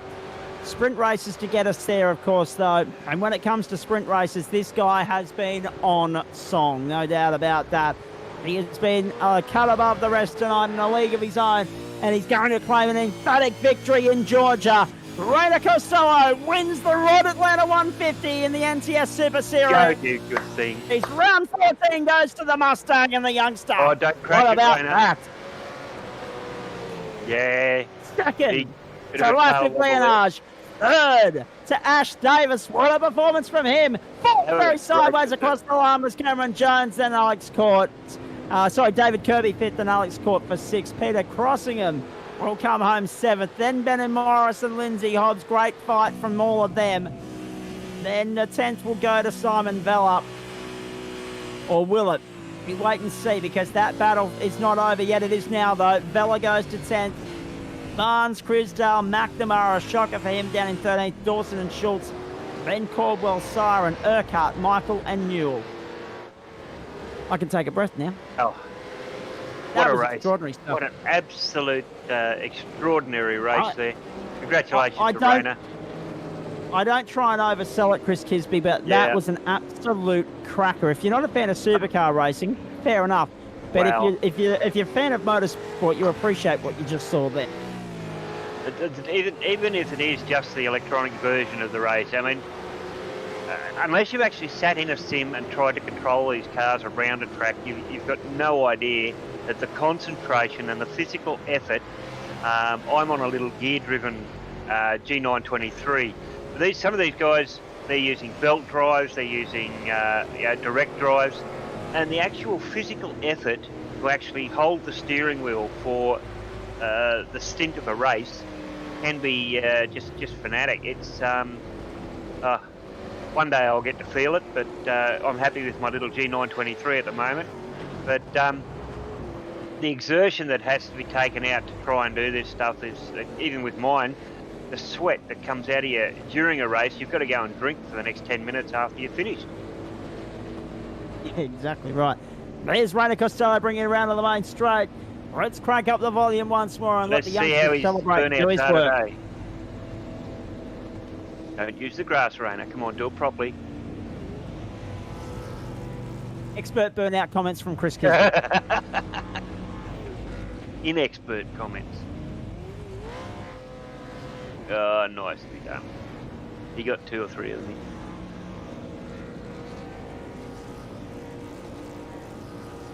Let's have a look at the results for you. Round 14 of the NTS Super Series. Rainer Costello emphatically forward on a night where it was 4 and 6 the split, 4 Fords, 6 Holdens, but hey, the old FORD first on race day. Leonage in for second, Davis third. So 2 Fords on the podium. Been a while since we've There seen you that. go, see? Yep. Yeah, there you go. Jones, Kirby, Courtney, Crossingham take us back to 7th. Morris, Hobbs, and Vellet at 10th. And 32 seconds the margin between first and 10th. 10 seconds between first and second. So the rest of the pack was tightly bunched in the end there. Let's have a look, 11 to 20. It was back one more if we can, JP. One more, back one more. There we go. There he got 11th was Barnes, 12th was McNamara, then Dawson, Schultz, Caldwell, Siren, Urquhart, Michael, Newell, and Mulford. 21st was Michael Angus, then Brian Cooper, then Daniel Schultz and Robert Crisdale. David Leslie, the only one a lap down. Everyone else has either retired or packed the bat and ball up and gone home. Steve Vella, Scott McCune, Liam James, and Matthew Hill. Good racing. Great racing. Rainer Costello, another win. Back-to-back for him, of course. He dominated last week too. He's just, he's really, that school camp has done him absolute wonders. There's no doubt about that. He's just come back and hit the gas and got going and smashed everyone out of the park the last couple of weeks. We'll get to him in just a moment. I want to start, actually, I'm going to go in reverse order tonight. I want to go to third first. I want to go to Ash Davis because it's the first time I've had a chance to have a chat to him for a while here. Ash, mate, what a performance from you. 9 positions gained, only outdone by Lindsay Hobbs and Chris Barnes in this field tonight in terms of most positions gained. It was an ebbing and flowing sort of a night, but the undercut worked wonders for you. Yeah, that was it. Yeah, pretty stoked to go from P12 to 3. That's great. And I've been sort of touching on that podium a few times this season, and it's really good to get one. So pretty good qualifying results coming up lately too. So yeah, really stoked. Good as a win. Well, it's about conversion, isn't it? And to be fair, qualifying was your Achilles heel tonight, but within about 5 laps, you were in the top 5. You were 4th, you were hovering, you were lurking. Then after the safety car, you managed to get yourself through to 2nd. Then Lassif and Cameron struck back. You fell back to 4th, and then all of a sudden, the pit stops come. The second pit stop window, everyone had master stroke. Oh, absolutely, Chris. It was a master stroke, all right. It was a case of you had a case of pitting on lap 23, or I think lap 30 might have been the end of the window, the second stint. So it was either have a short stint home or a long stint home. You chose the long stint. Worked wonders for you. You come out at the completion of that pit window, second on corrected order, and then managed to keep them at bay until Lads got past you in the closing stages there in a move that I actually didn't see. Yeah, well, I think about lap 22, I had a little bit of a wheel spin come out of somewhere through the middle there, and that pretty much I made my decision up to pit on that lap and try to go for the massive undercut, and luckily it worked. But I think Laz had probably 4 or 5 newer tyres on, and couldn't really keep with him, but pulled him a bit in the end. But good job to Laz and Rainer. Yeah, absolutely. Mate, hang there with me because I'll talk strategy and a few different other things in just a moment. Let's get to Lassif Leonage and Rainer Costello. I'm going to go to Rainer first. And a night where Ford outnumber Holden on the podium, and it's rare. It's rare, I have to say. Just flick your microphone, Rainer. If Rainer's there, we'll get him to unmute himself. But if he's not, I'll go to Laz. There he is. He is here. That's all good. Rainer Costello. This is becoming a regular occurrence. Welcoming you in as our race winner with a round of applause from Chris Kisby. You just hit the gas and got going tonight, mate, and no one was able to go with you. You just bolted. Yeah, thanks, guys. Yeah, I think over the course of the race, the top 5 would have been evenly matched, but I think it was a matter of me getting out in front, and I'm not too sure what happened, but I know that the other guys probably had some dramas back there where they lost a bit of time. Yeah, just the goal was to keep it consistent, just pump out the laps, and You sent the benchmark in qualifying. You don't get the fastest lap tonight. That goes to Cameron Jones, who finished 4th. He managed to clock a 1:19.23. You and he, the only ones to manage a 19 all night, and that's taking qualifying into consideration as well. But again, it was just a case for you to keep it consistent. And what really helped you, Rainer, is what you didn't see, that we were absorbed in, the constant jockeying and dicing and dueling for position behind you between Lassif and Cameron. As they kept dicing and backing the pack up or falling back into the clutches of the pack, you said, thank you, boys, and saw your opportunity to just kick into the distance. Yeah, it's definitely a track that I think promotes racing down the back straight where you have a lot of overtaking into the hairpin. So yeah, that was definitely something. My goal was to try and get out Les out of the slipstream at the start to run my own laps. But yeah, I think that their battling sort of just held them up a bit, and that was all. We did that pretty easily, Rainer. Oh, it wasn't as easy as it looks. Strategy, mates. Basically, the safety car worked right into your wheelhouse, right into your window there. It got deployed at the end of lap 13, or the end of lap 14, rather, and that was right on the fuel window. We worked it out that it was a 15-lap tank around here based on the numbers that we had pre-race. So you saw your opportunity to come straight in and book, basically bank a free pit stop, if I can use that expression. Yeah, I think it helped everyone. So probably didn't benefit me probably the most in the field, because at that point I had about a 5-second gap and that it was evaporated. So I had to do the safety car restart all over again and try and get a gap. But in the end, that worked out. It worked Well, out you went in that absolutely after the perfectly. safety car. You went from right in front to out to 2 seconds, out to 4 seconds within 2 laps. So it worked out really well for you. Yeah, definitely. Rainer, He's too modest, Zach. yeah, oh, absolutely.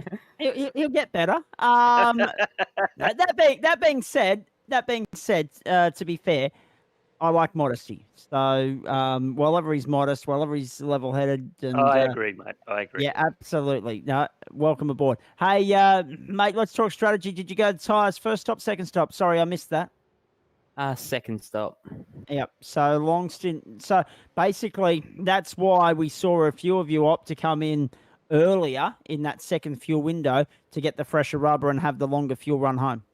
Yeah, well, I think the safety car allows the tires to really cool down nicely, and once that happens, you're basically on nearly a new tire after that. Well, it feels like that anyway. So once you have that safety car period, you can really just cool down the tires, save some fuel, and then yeah, that was the decision. Stay on the set of tires because they felt pretty good, and I knew that I wanted to have the edge at the end, and I didn't want to be vulnerable to that. That's exactly right. Now, stay there, mate. I'm going to come back to you very briefly after I chat to Laz here, because I know you're on a time frame. Mum and Dad will crack the whip and say bedtime, boy. But I'll get to that very shortly, and I'll let you thank your sponsors before we let you go. Laz, welcome into you. Second in the end there. I mean, you had the pace. There's no doubt about that. But it was just a case of you and Cameron Jones, neither one of you was willing to give and say, I'll lead the way you follow. It was a case of holding each other up and just letting the Ford clear off. I had a lot of fun. It was definitely gloves off tonight. It was real good, clean racing from Cam as well. A lot of fun, a lot of clean racing, and hopefully a lot of entertainment for the viewers too. Yeah, he was. Don't worry about that, lads. It was. Yeah, I was a little bit surprised. I didn't have too many Strepsils after the Sydney 300 on Saturday, and that was You're a gonna need 'em pretty now. big day in the commentary box. I'm going to need them after the night. The voice box did more work in that 50-odd minutes than it did on Saturday, which is hard to believe. But that's the difference between working with broadcasters who prefer my 70% to working with sim racing broadcasters who just let me go at 110. So, lads, let's just talk about that, because Rainer capitalised on the safety car, so did you, but Cameron Jones actually pitted a lap early. So if anything, he lost out in all of that, and that gave you a little bit of clear air there on the restart. Yeah, it did a little bit, but there was a lap car in between me and Reina on the restart, so that did not help. But all in all, it was a good fun race. Congrats to Ash on his first podium, and Reina on his win too. So yeah, it was good fun. Only was. Hey, just actually, I want to come back and ask you about lap traffic in just a moment, because we did see that it played a little bit of a role. What about the duke out between you and Ash Davis? Yeah, it was good fun. I think he got the undercut of me. He just pipped me out of the pit. So after that, it was just a matter of lining up a good pass, and I did that on turn 10. So after that was just, I knew I could not catch Randy. Was too far in front, so he was trying to maintain second. Exactly, and you did that in the end. The consistency, it's working beautifully for you. 3 rounds to go. We'll talk about that in just a moment as well. But I know I'm on a limited window as far as rain is concerned. Geez, actually, I just realised, boys. Sorry, it's only 9:40. Normally we stick around till 10:30. We might get an early mark tonight because that race just absolutely bolted by. What was it? 53 minutes and 31 seconds. So actually, I might. What's your curfew here, Rainer? Have I got to let you go before a particular time? Oh, another 10 minutes, I'd say. All right, perfect. We can throw the conversation around and have a bit more of a yik-yak. That's good. Wow.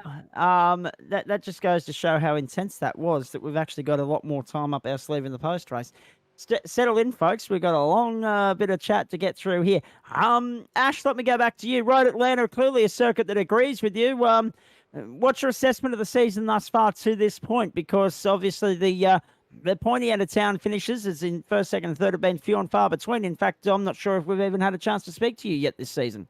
No, that's it. That's my first podium. Started pretty strong in, I think it was Long Beach, where I think I was nearly on for a fourth and got tangled up with a lap car, and then that ended that one. There's been a few others throughout the season where I sort of had top 10s or top 5s, but a couple of dates didn't quite go my way either. So yeah, just stoked to finally get one on the board and hopefully make a bit of a habit of it moving forward and into next season as well. Yeah, absolutely, mate. Very nicely done. I'll ask you about the next 3 weeks in just a moment, Rainer.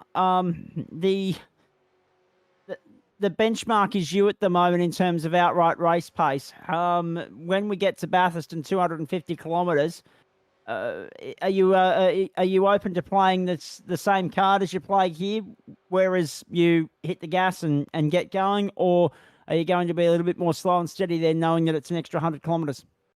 Oh, I think my approach is the same to every race. Just really take every opportunity you have, because you never know if there's going to be a second opportunity, and just full gas. Exactly right. No, very well done, mate. Just quickly with regards to, I believe it's Spa then Brands Hatch, or is it Brands Hatch then Spa? Can I just get that confirmed? I think. Spa next and then Brands Hatch. So we go to the longest circuit on the calendar next, mate. What's your mindset going into that? What's your thought process going into that? Because Spa, a technical, challenging circuit, but similar to Road Atlanta, there's a lot of flat-out acceleration as well. Yeah, I enjoy Spa. It's a great track. I seem to go good at the F1 tracks in the Supercar. So yeah, I think that's where I got my first podium last year in the NTS series. So yeah, looking forward to it. You've done a fantastic job so far, mate. It's been wonderful to watch. And of course, we talk about the fact that you had a couple of hit and miss rounds there early on in the season. Then, of course, you had the week off.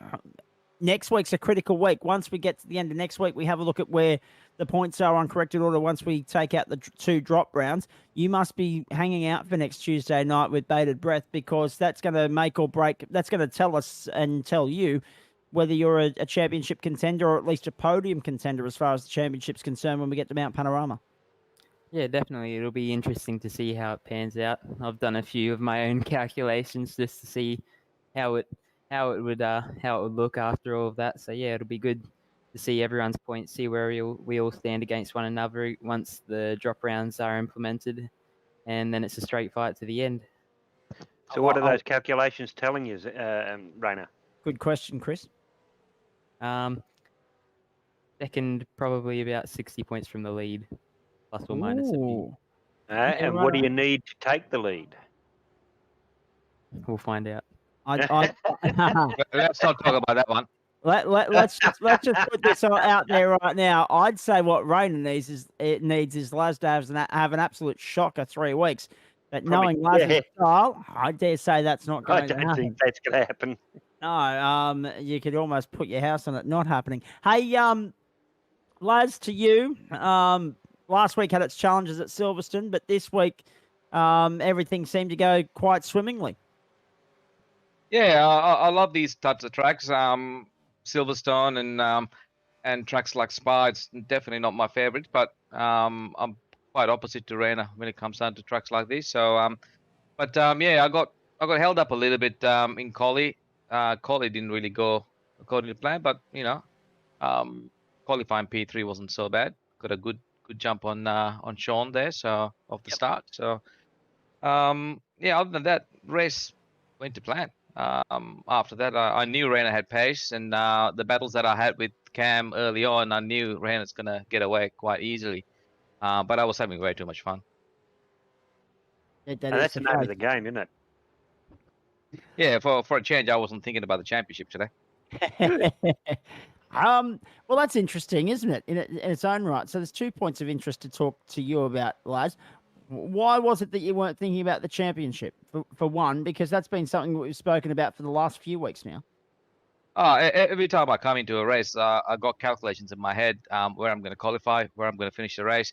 Obviously, it doesn't go to plan every single race, but most of the time it does. Today, I was just there to have a bit of fun. Nice tight track, a lot of cars on it, and I knew there would be people will be challenging each other. And I was just ready to battle. So it was good fun. One of the most fascinating parts of the race that we saw was in your battle with Cameron Jones, the turn 10, turn 11, turn 12 section, the left, the right, and then up over the crest and down. It looked to us as though having the inside line for the right-hander out of the chicane there at 10, it was a disservice to whoever was on the inside, because whoever was on the outside was able to take a little bit more exit speed, ride the ripple strip to a point. You couldn't ride it too far. Just ask your teammate Alex Court. He had a big tank slapper. Up over the crest, down, and sweep around the outside. So a little bit of gamesmanship had to be played there in terms of your approach to the chicane in the outset, didn't it?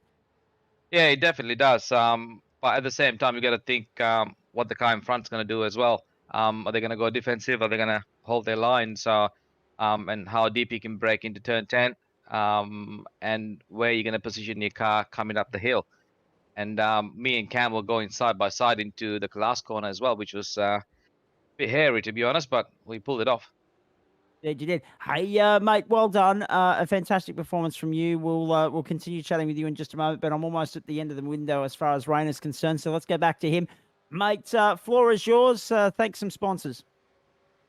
I'd like to thank Coghlan Race Engineering. They do all of the GAC setups and do a great job. F Suicide, E1 Sim Racing, Bruzy Simware, RSW Graphics, Total IT Solutions, Brisbane, JP for all of his work in the booth and all of his work to make the league happen, and so that we can all race and have fun. Zach Yu and Chris Crisby for the commentating. All the competitors, Laz and Ash and everyone else. It was a great race, and I'd like to thank my mum and dad for allowing me to race and supporting me. Oh, Exactly what a right. future for that young fella. Absolutely. Very nice words from Rainer Costello. There's no doubt about that. Mate, to wrap it all up, the fact that you were able to just clear out within about 6 seconds there, how critical was it to get a good safety car restart? And obviously, how much of an advantage was it to have a lap car between you and Laz there in terms of breaking the gap between you and the competition, breaking the toe, and then just being able to focus on your own race while they went hard at work to fight for second? Yeah, well, it was definitely probably more unfortunate for Laz with the lapped car. Sort of it gave me a bit of a breather in front and the chance to pull away without him really getting the chance to sort of stick in the slipstream. But as he said earlier, sometimes it's about having fun in the race. I know Sonoma when I was coming through the pack, and Watkins Glen when I had to start from pit lane. Those were probably two of my worst results of the season, but the most fun I've had in the race, just getting to race everyone in the pack. So yeah, I definitely know what Laz means by that. Yeah, it was great racing. We know how much you're looking forward to Spa as well. What about Brands Hatch? Just quickly. I haven't done too much running there. I know my dad and I used to play 2-player on Forza Motorsport 7 and have a bit of a burnout around there, but I've never really done it on iRacing. All right, mate. Well done again. Congratulations on a fantastic performance tonight. I'm pretty sure there was something else I was thinking of asking you there, but I've forgotten what the my trainer thought, and that's just a bit of fatigue kicking in on my part and catching up on sleep after a big weekend in Sydney. Good on you, mate. Well done, and we will catch up with you again, same time, same place next week, no doubt. Thanks, Oh, guys. and I'll borrow your mechanic for the setup because I've got Road Atlanta with the V8s this week as well. So there we go. Send me your mechanic, mate. I'll just send you the VRS setup. Ah, geez, come on, yeah, I've already Yeah, got That's that all one. I'm running. That's the one. Hey, Oh, well, actually, okay. actually, Rainer just gave away a little bit of a secret. Ooh, he did too. Yeah. He just gave away a little bit of an insight into what preparation goes in from his end. Of course, we know we talk about testing, planning, preparation, training, practice, etc., and so forth. And Rainer's just said, "Well, good old VRS helped me out to win this one. So, will VRS be what he uses for the next 3 weeks? Tune in to find out." Well done, mate. Well done. Fantastic. Well done, mate. Well done. Let's continue with Laz and Ash here, and we'll have a look at championship points before too long as well, folks. But in the meantime, let's go to Laz. Mate, on the subject of lap traffic, we see it in IndyCar and NASCAR that there's a lucky dog or a wave around for some lap cars, and the policies vary there. Would you like to see something like that implemented in supercar racing, be it virtual or sim? Because, as you said, it was lap traffic there that got in your way at the restart. It helped you keep Cameron Jones at bay, but it didn't help you in terms of trying to go with Rayner. Yeah, I don't have a strong view on that, but yeah, something has to be done. Obviously, on a safety car restart, having a lap car in between two lead cars is just a waste of time, and doesn't really give the viewers what they want to see either. So yeah. To be fair, though, Chris Kisby, I mean, there's I'm going to bring you in here because you're my expert commentator. There's Don't say that too loud, mate. You know what an expert is, don't you? Yeah. Yeah. There's always been this discussion in recent years about the benefits of a safety car as opposed to a virtual safety car, as opposed to, 3 or 4 different ways of doing it, the Code 60 at Le Mans, etc., and so forth. Yeah. Where do we stand with it? Because, I mean, from an entertainment standpoint, bunching up the field works. It absolutely works. But then from someone like Rayner's perspective, who was out by 6 seconds at the time the safety car was deployed, it's a bit of a disadvantage to him. And I get that's racing and it's safety and a few other things, but it's a disadvantage to him because he actually loses that advantage. It does. I mean, it's how it's deployed, and we've been having this discussion for the last week or so in Gentlemen's. I'm a believer, when I'm in race control, I'm a believer that the race needs to flow. If Rayner worked hard to get his 6 seconds, then why have a competition to bring all the field back? If Laz works hard to get into second spot to fight with Rayner, why penalise those guys with a competition caution to bring the field together to give the racing? If there's a bad accident, yep, fine. I've got no problems with it at all. But for safety reasons, and it was at Bathurst last night where mid-pack we had 8 cars involved and no yellow was thrown. Those 8 cars, the ones that aren't involved in the actual crash, are now disadvantaged because a yellow wasn't thrown and they couldn't get back up to the pack where they were. So I'm not a great fan of competition cautions. I am a great fan of letting the race go through. I'm a great fan of putting any penalties on the track so that you got nothing to worry about afterwards. And I think the drivers are the same way. They'd rather see it done on track rather than off. If I've worked hard to get me 6 seconds, go for it. Go. That's my thoughts on it anyway. You'd get along well with the bloke I was working with on the weekend. Actually, he's not a big fan of safety cars and red flags either. They've got to be thrown, but of course they have to be thrown when they need it, not just because somebody wants to see close racing at the end. Yeah, well, actually, I must admit this is a far lot better than this is a far lot better than the last supercar race we called from Road Atlanta, where we actually sat in the booth pleading for a competition caution because there was bugger all happening on the circuit, and we got it too. But that's another story for another day. That really gave a few people the SH1Ts. Hey, let's continue the conversation here.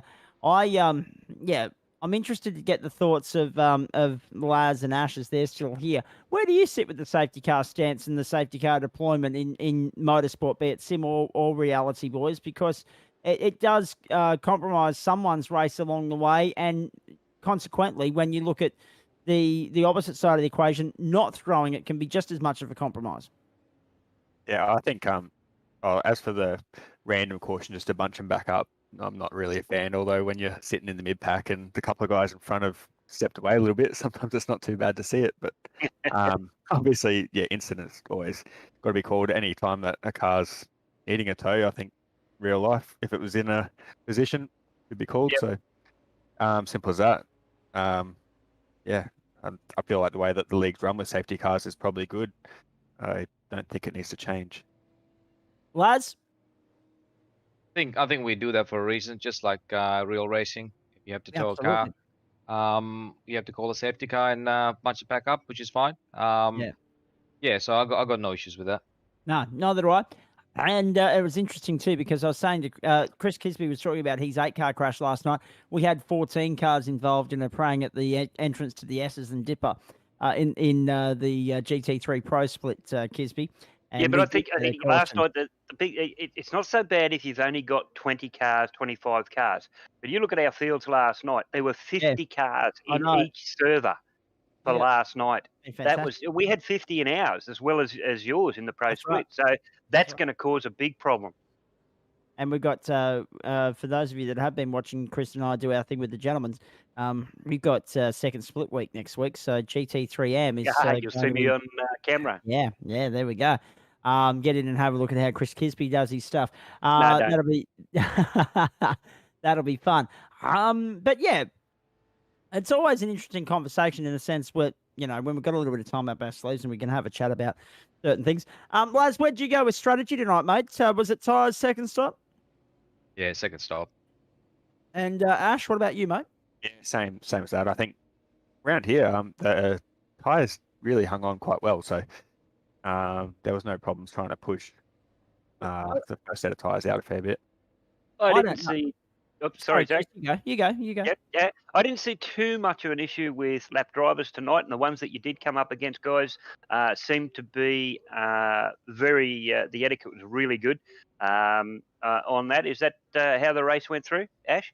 Yeah, I think was it Vela on the restart that was in front of you, Laz? But he really wanted to get out of the way. He didn't want to stay there, and he did a good job. Did as best as he could to get out. It's like me, yeah. You got these fast guys behind you. No, don't let them put in. Give me a wave around. Give me a wave around, quick. The other thing that drivers can do in that instance is go into the pits and just get out of the way totally. So maybe they don't think about it at the time, but yeah, he tried as hard as he could to get out of the way. So bit of respect to him there. And the rest of the drivers with a quick flash, they were all on tonight, so no problems. Excellent, lads. Yeah, during the race, I had no issues with lap cars. Just in practice, it was a bit of traffic, but that's about it. Yeah. And sorry, I like to look at those things because that's where I race is middle to rear pack, and whereas we try to not get involved with leaders as they come through. Every week, I think we always say something about we're involved in our own race. And we have to be aware of who's behind us. And I had a big discussion on Discord the other night about one young fellow. He said, "Oh, well, use the faster car to your advantage. Slip through with him." To me, that's not gentlemanly. If you're having your own race and the leaders come up on you, you both should stay there. Let the leaders go, and then you can take on. But that's a story. That's a time for another story at another time. Indeed. Hey, one thing I was going to say with regards to the tyres.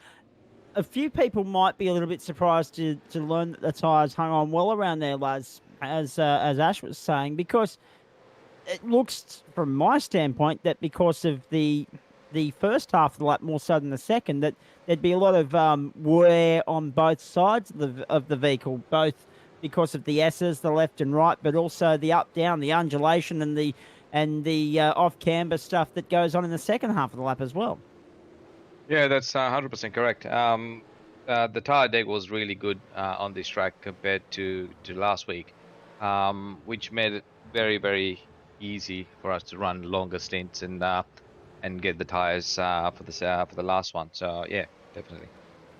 All right. Just getting some comments from David Kirby as well, who was in the race tonight, and actually well done to him on the top five. Saying Steve Vella did a great job off the restart. Absolutely he did. He did. Yeah. He did a fantastic job. Held his in, lines, in, and he in a was section of predictable. the circuit, Chris Kisby, where it's not easy to actually get out of the way because it's tight and narrow. It is, and I was just going to pick Ash's brains as how he sets up for that turn 2 and 3 with the hidden right-hander as you come over the crest there, because I have a lot of problems when I come up past the pits there. If I've got it right coming around turn 1, and then I come across to the right and get ready to straighten out that turn 2 and turn 3, it just comes up on me so quick. How much trail braking do you do just through there, or is it just full on and then back off as you're going up over the top? Yeah, a bit of trail braking, a lot of muscle memory, I suppose, because you don't know what's about to happen. And actually, I think in the first half of the race, I was getting it wrong a lot of laps, and I actually settled my driving down a bit towards the end, and I was finding a little edge on Laz in those last few laps up through that section. So probably more or less back it off a little bit and just try and line it up so you get it right rather than trying to push hard into it. Yeah, I think the access road that goes off to the left there has become part of the track for me at the moment, but we're working on it. Yeah, the point wasn't that we were being critical of Steve Vella's approach. He did the right thing. My point for the discussion topic was, well, again, we have a bit of time to fill, and we can also, of course, shoot the breeze and discuss ideas in this post-race chat. And it occurred to me that it might be interesting to see what the guys thought about, well, if you actually wave the lap traffic around like you would in an IndyCar race, for instance, and let the race flow, what they thought of that. But that's another discussion point for another day and another season and another political well, that came up the other day as well. Having a wave around on a road course, 100%. and it's just not on. No, it's just one of those things where ideas come to you as you're in the middle of a broadcast here, and it doesn't hurt to sometimes see what the drivers think, because without the drivers, you don't have a series. So if they're the ones that are able to, like you've seen it before, Chris Kisby, and JP does too, because he produced some of the gentleman stuff last year. We sat there, we shot ideas. There'd be drivers saying, well, I'd like to see this, I'd like to see that. The club then goes away, sits there and implements some of those ideas. It's good. It's good brainstorming. I like it. We sit and have a good think about it first, though, mate. Oh, of course you do. It's not one of those things that just gets instantly ticked, and approved. It's a bit like it's a bit like Parliament. You need a majority rule sort of rule. And I can't believe I just compared the committee. No, we won't get political, mate. We won't get. We know what you're like political. We won't get there. Dead set. As I said on socials this morning, anyone that thinks they gain an hour during the summer months coming into Queensland via car because of the time difference is actually kidding themselves, because they lose it sitting in bumper-to-bumper traffic on the bloody Gold Coast. But that's another story for another day. Let's continue on here. Ash Davis, Lasip Leonard's joining us for the post-race show. Rainer Costello bolted because he's a young kid and he's got a curfew with his parents there who are already probably letting him stay beyond his bedtime. But he won by 10.93 seconds tonight. Laz, consistency's the key to the next 3 weeks, mate. Is there any circuit? Well, I mean, obviously we know what you like around Bathurst. What about Spa and Brands Hatch? Are any of those circuits an issue for you? I'm not a big fan of Spa, but I do all right there. But Brands Hatch is a decent track. I like it. And Ash, I guess, on the back of such a strong showing here, you'd be hoping to finish the season with a consistent run. Don't mind Spa. Brands Hatch is probably a little bit the other way. I haven't done too much there since back in the old Skippy days, but we'll get a few laps. It'll get the hang of it. Be all right. And Bathurst to end. Who doesn't like Bathurst? Yeah, exactly right. I got a question for the guys, Zach. Yeah, go for it, Chris. We've got a bit of time. It stems very quickly. Yeah, it stems from the season that runs through the week. Okay, so we got GT4s, GT3s, V8s, Interrail Wings, GTE, NX5s, up and comers. We changed the car. We got the Porsches, the TCRs, the V8s, and all that sort of stuff. So, do you guys run in any other cars, or do you just focus on the one type of car? Now, I'm just wondering, from my point of view, I drive so many different types of cars over the week, and even over the night. So I'll go from a Porsche to a Dallara. I'll go from an NX5 to a V8. Do you guys drive different cars, or do you focus on the one series and the one type of car? Ash first. Yeah, this season I've just had to focus on the V8s. Last season I was doing a bit of everything, and you you can be fast doing all that stuff, obviously, but when you're looking for that extra tenth or two, you need to be in the same car, getting that muscle memory, making sure that everything's pushed to its absolute limit. Because if you don't, you're just getting eaten alive by a lot of these guys that are doing it. Yeah, well, I bring it up because there's a lot of new drivers coming through, and we've had a bit of an influx of new drivers coming in with the gentlemen's. I noticed a new name trying to get into here tonight, and things like that. Lads, are you the same view? We got Laz? Have we got Laz? Not sure. Sorry, No? mate. Just no, got you're issue. right, Sorry. All good, Sorry, mate. what was the question, mate? I've lost all of that. Oh, the question was that because I drive so many cars through the week, as you've probably seen through the GSRC season, do you stick with one season and one particular car, or do you spread yourself over different cars throughout the week? Only the supercar, mate. That's the only way to get better at it. Drive the one car and just leave it at that. Right. Yep, I only drive the supercar. Yep. Yeah. And Chris, because this is obviously, the NTS broadcast, SimShed broadcasting, we focus on supercars, and then of course Mhm. we've got Weekend Warriors stock cars on a weekend. That's our variation here. A lot of people might not appreciate what you're saying, but obviously Laz and Ash, Laz particularly there, noticing what he said. He sticks to the supercar. That's the only way to improve on it. There will be some people that will take that exact same approach, where they've got one car, they've got all these tracks, they've got all these cars that they could select to drive, but they'll stick to the track selection, they'll stick to the supercar, and that'll be their wheelhouse. Whereas for yourself, they make the most of the platform. They spend a bit of extra money. They grab a bit more of the content. They'll have a steer of 5 or 6 different things, and they'll either be average at all of them, or in someone like Michael Hammond or Brenton Hobson's case, they'll be excellent at all of them. But everyone has their wheelhouse, don't they? Everyone has their preference. Everyone has their limit. And obviously for Laz, the wholesale focus is supercars, and I understand that. Yeah, I mean, I ask it because of of where I am within different aspects of the racing game. Now, I do have a lot. There's a plethora of cars to choose from. So, guys, if you're actually looking at getting into iRacing or getting into the electronic racing and esports, have a look at this. You've got so many cars to choose from. And to be honest, I have not yet found a car that I have not enjoyed, and I haven't found one that I want to focus on purely. Now, I've just got the Audi and the GT3 Audi, and it is absolute wonder. Luke Kimmy and I have been having some absolute brilliant battles with that. It's our car at the moment. Not discrediting that we love the supercars. I just can't seem to grasp the handling of the supercars. So that's why I asked the question as to if I'm going to go into supercar racing, just stick in the supercars and practice, and get those laps in and forget about everything else. And that's why I bring that up, so that anybody coming into looking at doing esports and things like that, they've got that in their head. Yeah, well, it's not only that. They've got that option of sticking to one car, or they can go and drive umpteen number of different vehicles. It's choice, and that's the great thing that Too much choice sometimes, I think. Exactly right. That's the great thing that the iRacing platform offers. But sorry, what was that? And there'll also be a few people. Sorry, Ash, I'll come to you in a moment. There'll also be a few other people here that'll say, well, we actually get sick of driving the supercar, even despite the fact that they've got umpteen number different circuits to have a crack at it on, because every circuit is different. Go, Ash.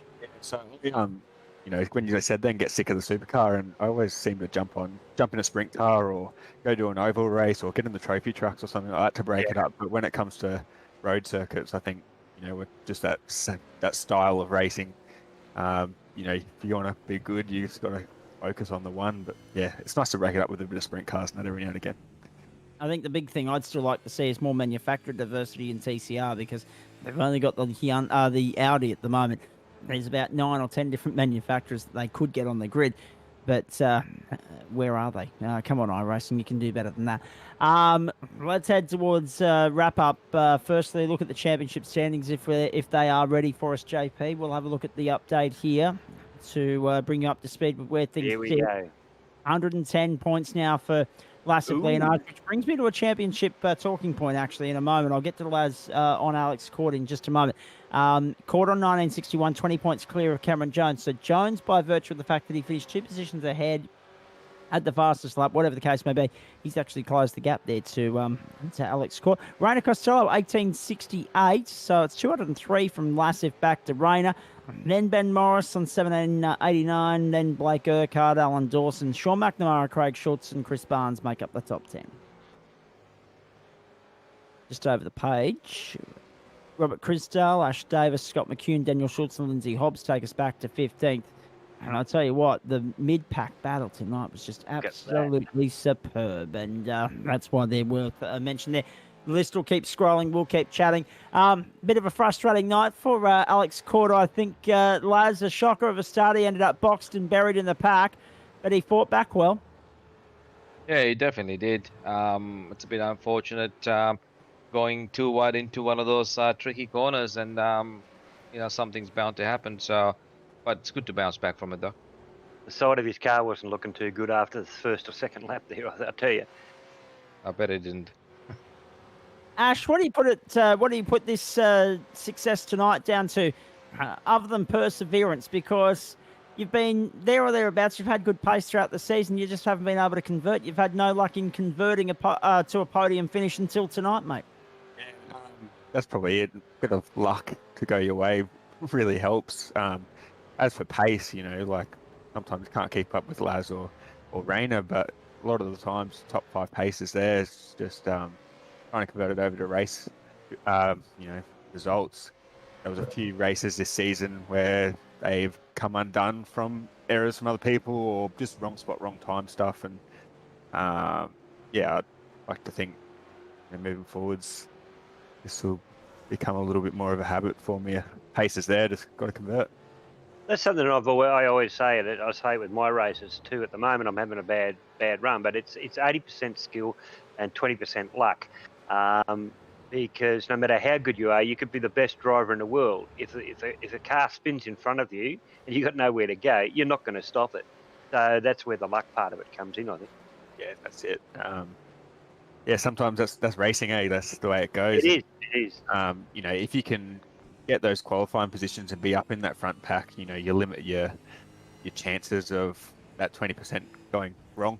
And I guess that's what you kind of do. You just got to try and be there and just make it work for you when you get the opportunities. Well, I'm trying, mate. I'm trying. I'm looking after you. I'm looking at you 4 drivers, and you may not know it, but I'm in your cockpits and I'm watching what you're doing, and you too, lads. I'm doing that too.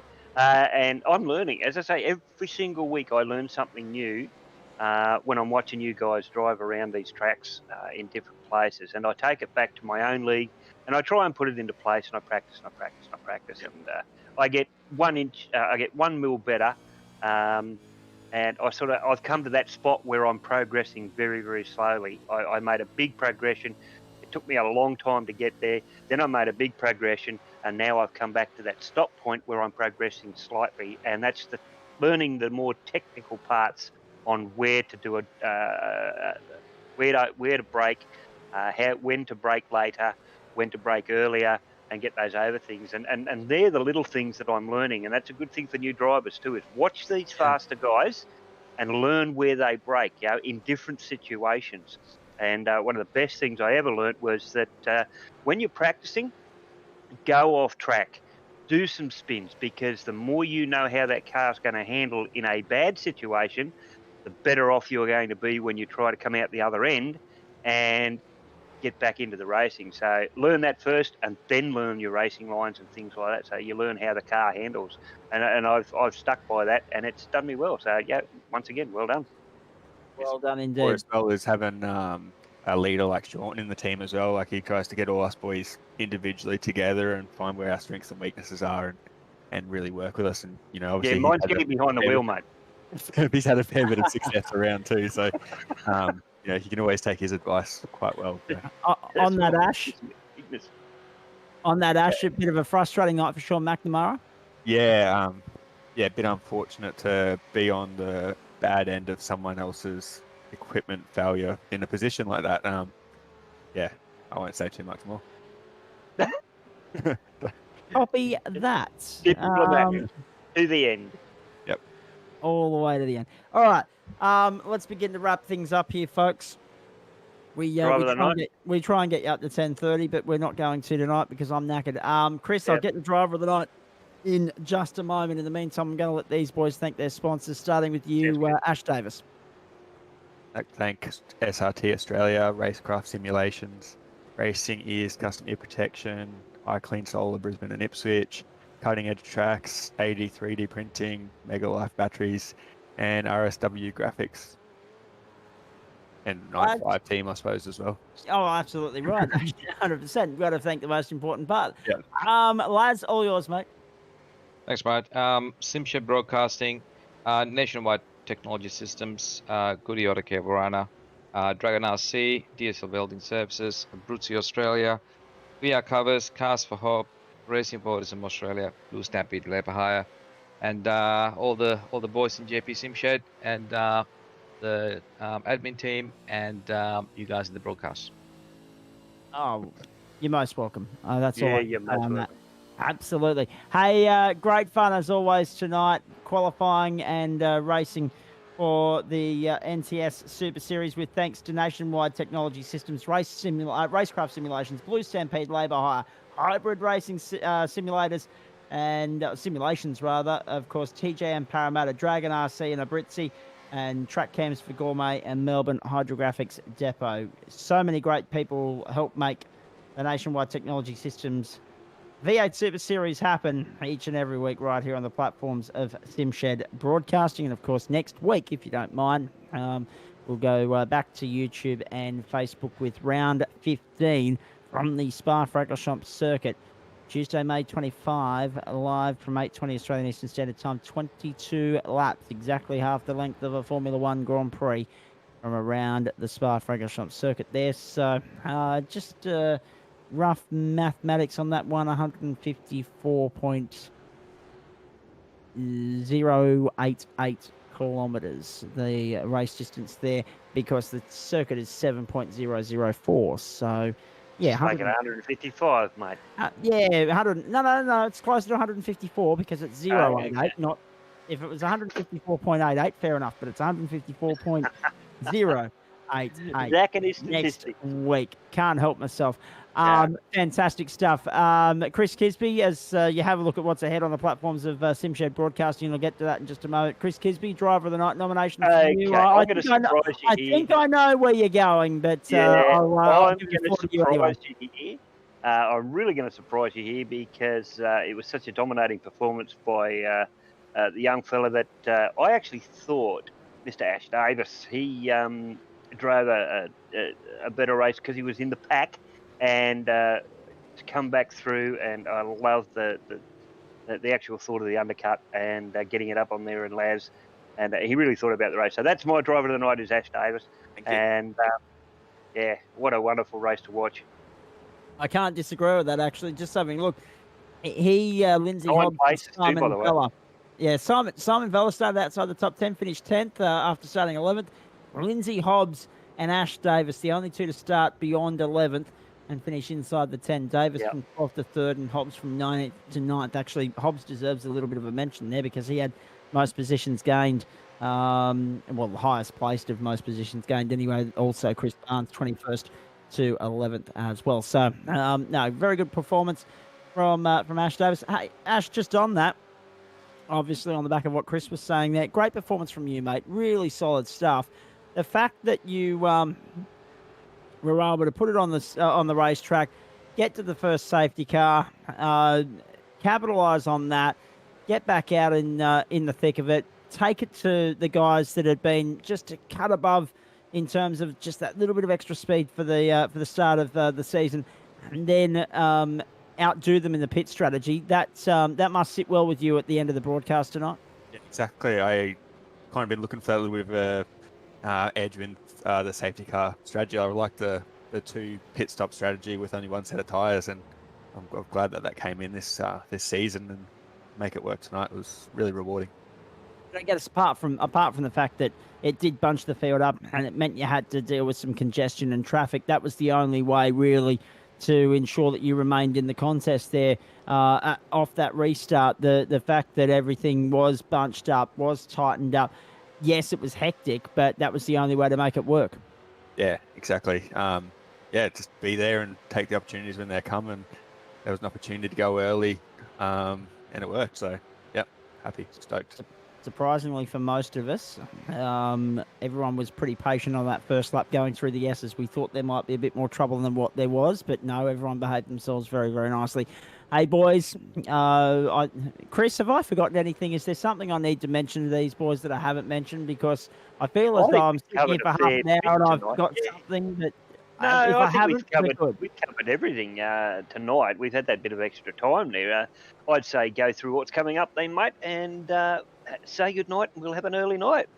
EOQ, as they say. Let's continue on the platforms of SimShed Broadcasting, Nationwide Technology Systems V8 Super Series next week. I'll get to that in a moment. Tomorrow night, Goodyear Autocare Rarana V8 T2 E Series. That's a mouthful and a half at 20 past 10. 8:20 Australian Eastern Standard Time. Matt Davis in the booth for the call with you with either Peter or Andrew or whoever's on deck. It won't be me because I'm over with gentlemen's, but that'll be tomorrow night, Wednesday evening, 8:20 Australian Eastern Standard Time from here at Road Atlanta. Weekend Warriors Cup Car Racing, the NASCAR's in action Saturday night, 7:30 Australian Eastern Standard Time. Aidan Schultz and the team taking you through that. I will be back in the booth for the stock cars on the 29th of May, so Saturday week for the Labor Day weekend, or Memorial Day weekend, rather. Getting the Labours and Memorials mixed up. That's how good I'm going. Memorial Day weekend American style from the Lowe's Motor Speedway in Charlotte. That will be well worth the price of admission. Don't worry about that. And of course, Nationwide Technology Systems V8 Super Series round 15, Spa-Francorchamps, 154 kilometres away this next week. It's going to be frantic and fast and flat out when we get to Spa in Belgium. Of course, another new country to add to the Canada, Brazil, Germany, the United States, Australia, and Great Britain that we've all attended thus far. So what's that, 6? So that'll be the 7th different country in the championship this season, and looking forward to that next week. Then Brands Hatch, then Mount Panorama, and so much more. And that'll be 8:20 Australian Eastern Standard Time. Road Atlanta. It's been fun. It's been probably the best one of the back half of the season thus far. It was fierce. It was hard fought, not just for the top positions, but also the minor placings as well. Chris Kisby, thanks for your company tonight. And thanks to yours, Zach. Another great call, I think we've had. Another great night of racing. A lot of great chat with the drivers there, and a lot learnt for the night. Absolutely. Thanks to the entire SimShed Broadcasting team for making it happen, and thanks to you at home for your company. Thanks to all the supporters of the Nationwide Technology Systems V8 Super Series, who I ran through a few moments ago, and the drivers for their involvement, and of course Ash and Laz for sticking around here post-race until just on 25 past 10. So that's it at the end of 2 hours worth of action. Rainer Costello, yet again the man to beat. It's just a shame that the championship points are going to probably, instead of favouring Rainer, are going to favour Laz when we drop 2 rounds at the end of next week. And that's from a Ford fan standpoint, as Chris Kisby will attest. But it's just a shame that it didn't start out as well as it's ended for Rainer Costello, is more the point, because if it was, then we'd have a cracking scrap on our hands between those two, the 44 and the 1, going into the final round at Mount Panorama. We may still have that cracking battle. We may still have a sting in the tail. We wait and see. Alex Cordell looked to bounce back after a disappointing one tonight. He'll be delighted that he got back to 6th in the end after how it started. And Cameron Jones, well, he keeps doing what he needs to do to try and stop the NTS squad from getting a 1-2 in the series. But in the end, they couldn't stop the Ford of Rainer Costello. A 10.9 second win and a great drive from a very level-headed young man. On behalf of JP, Chris Kisby, and the team, thanks for your company. We look forward to doing it all again. Same time next week, 8:20 Australian Eastern Standard Time for the Nationwide Technology Super Series. Of course, the Nationwide Technology Systems Super Series, rather. I knew there was an S in there that I'd forgot somewhere along the way. Looking forward to what's ahead for the rest of the week as well. Hope you'll enjoy it across the platforms of SimShed Broadcasting. In the meantime, Mustangs on top at Road Atlanta. It's just Belgium, Great Britain, and Australia that wait over the next 3 weeks for the final action of this first season of the NTS Super Series in 2021. Until next week, thanks for your company. I'm Zach Capen. Bye for now.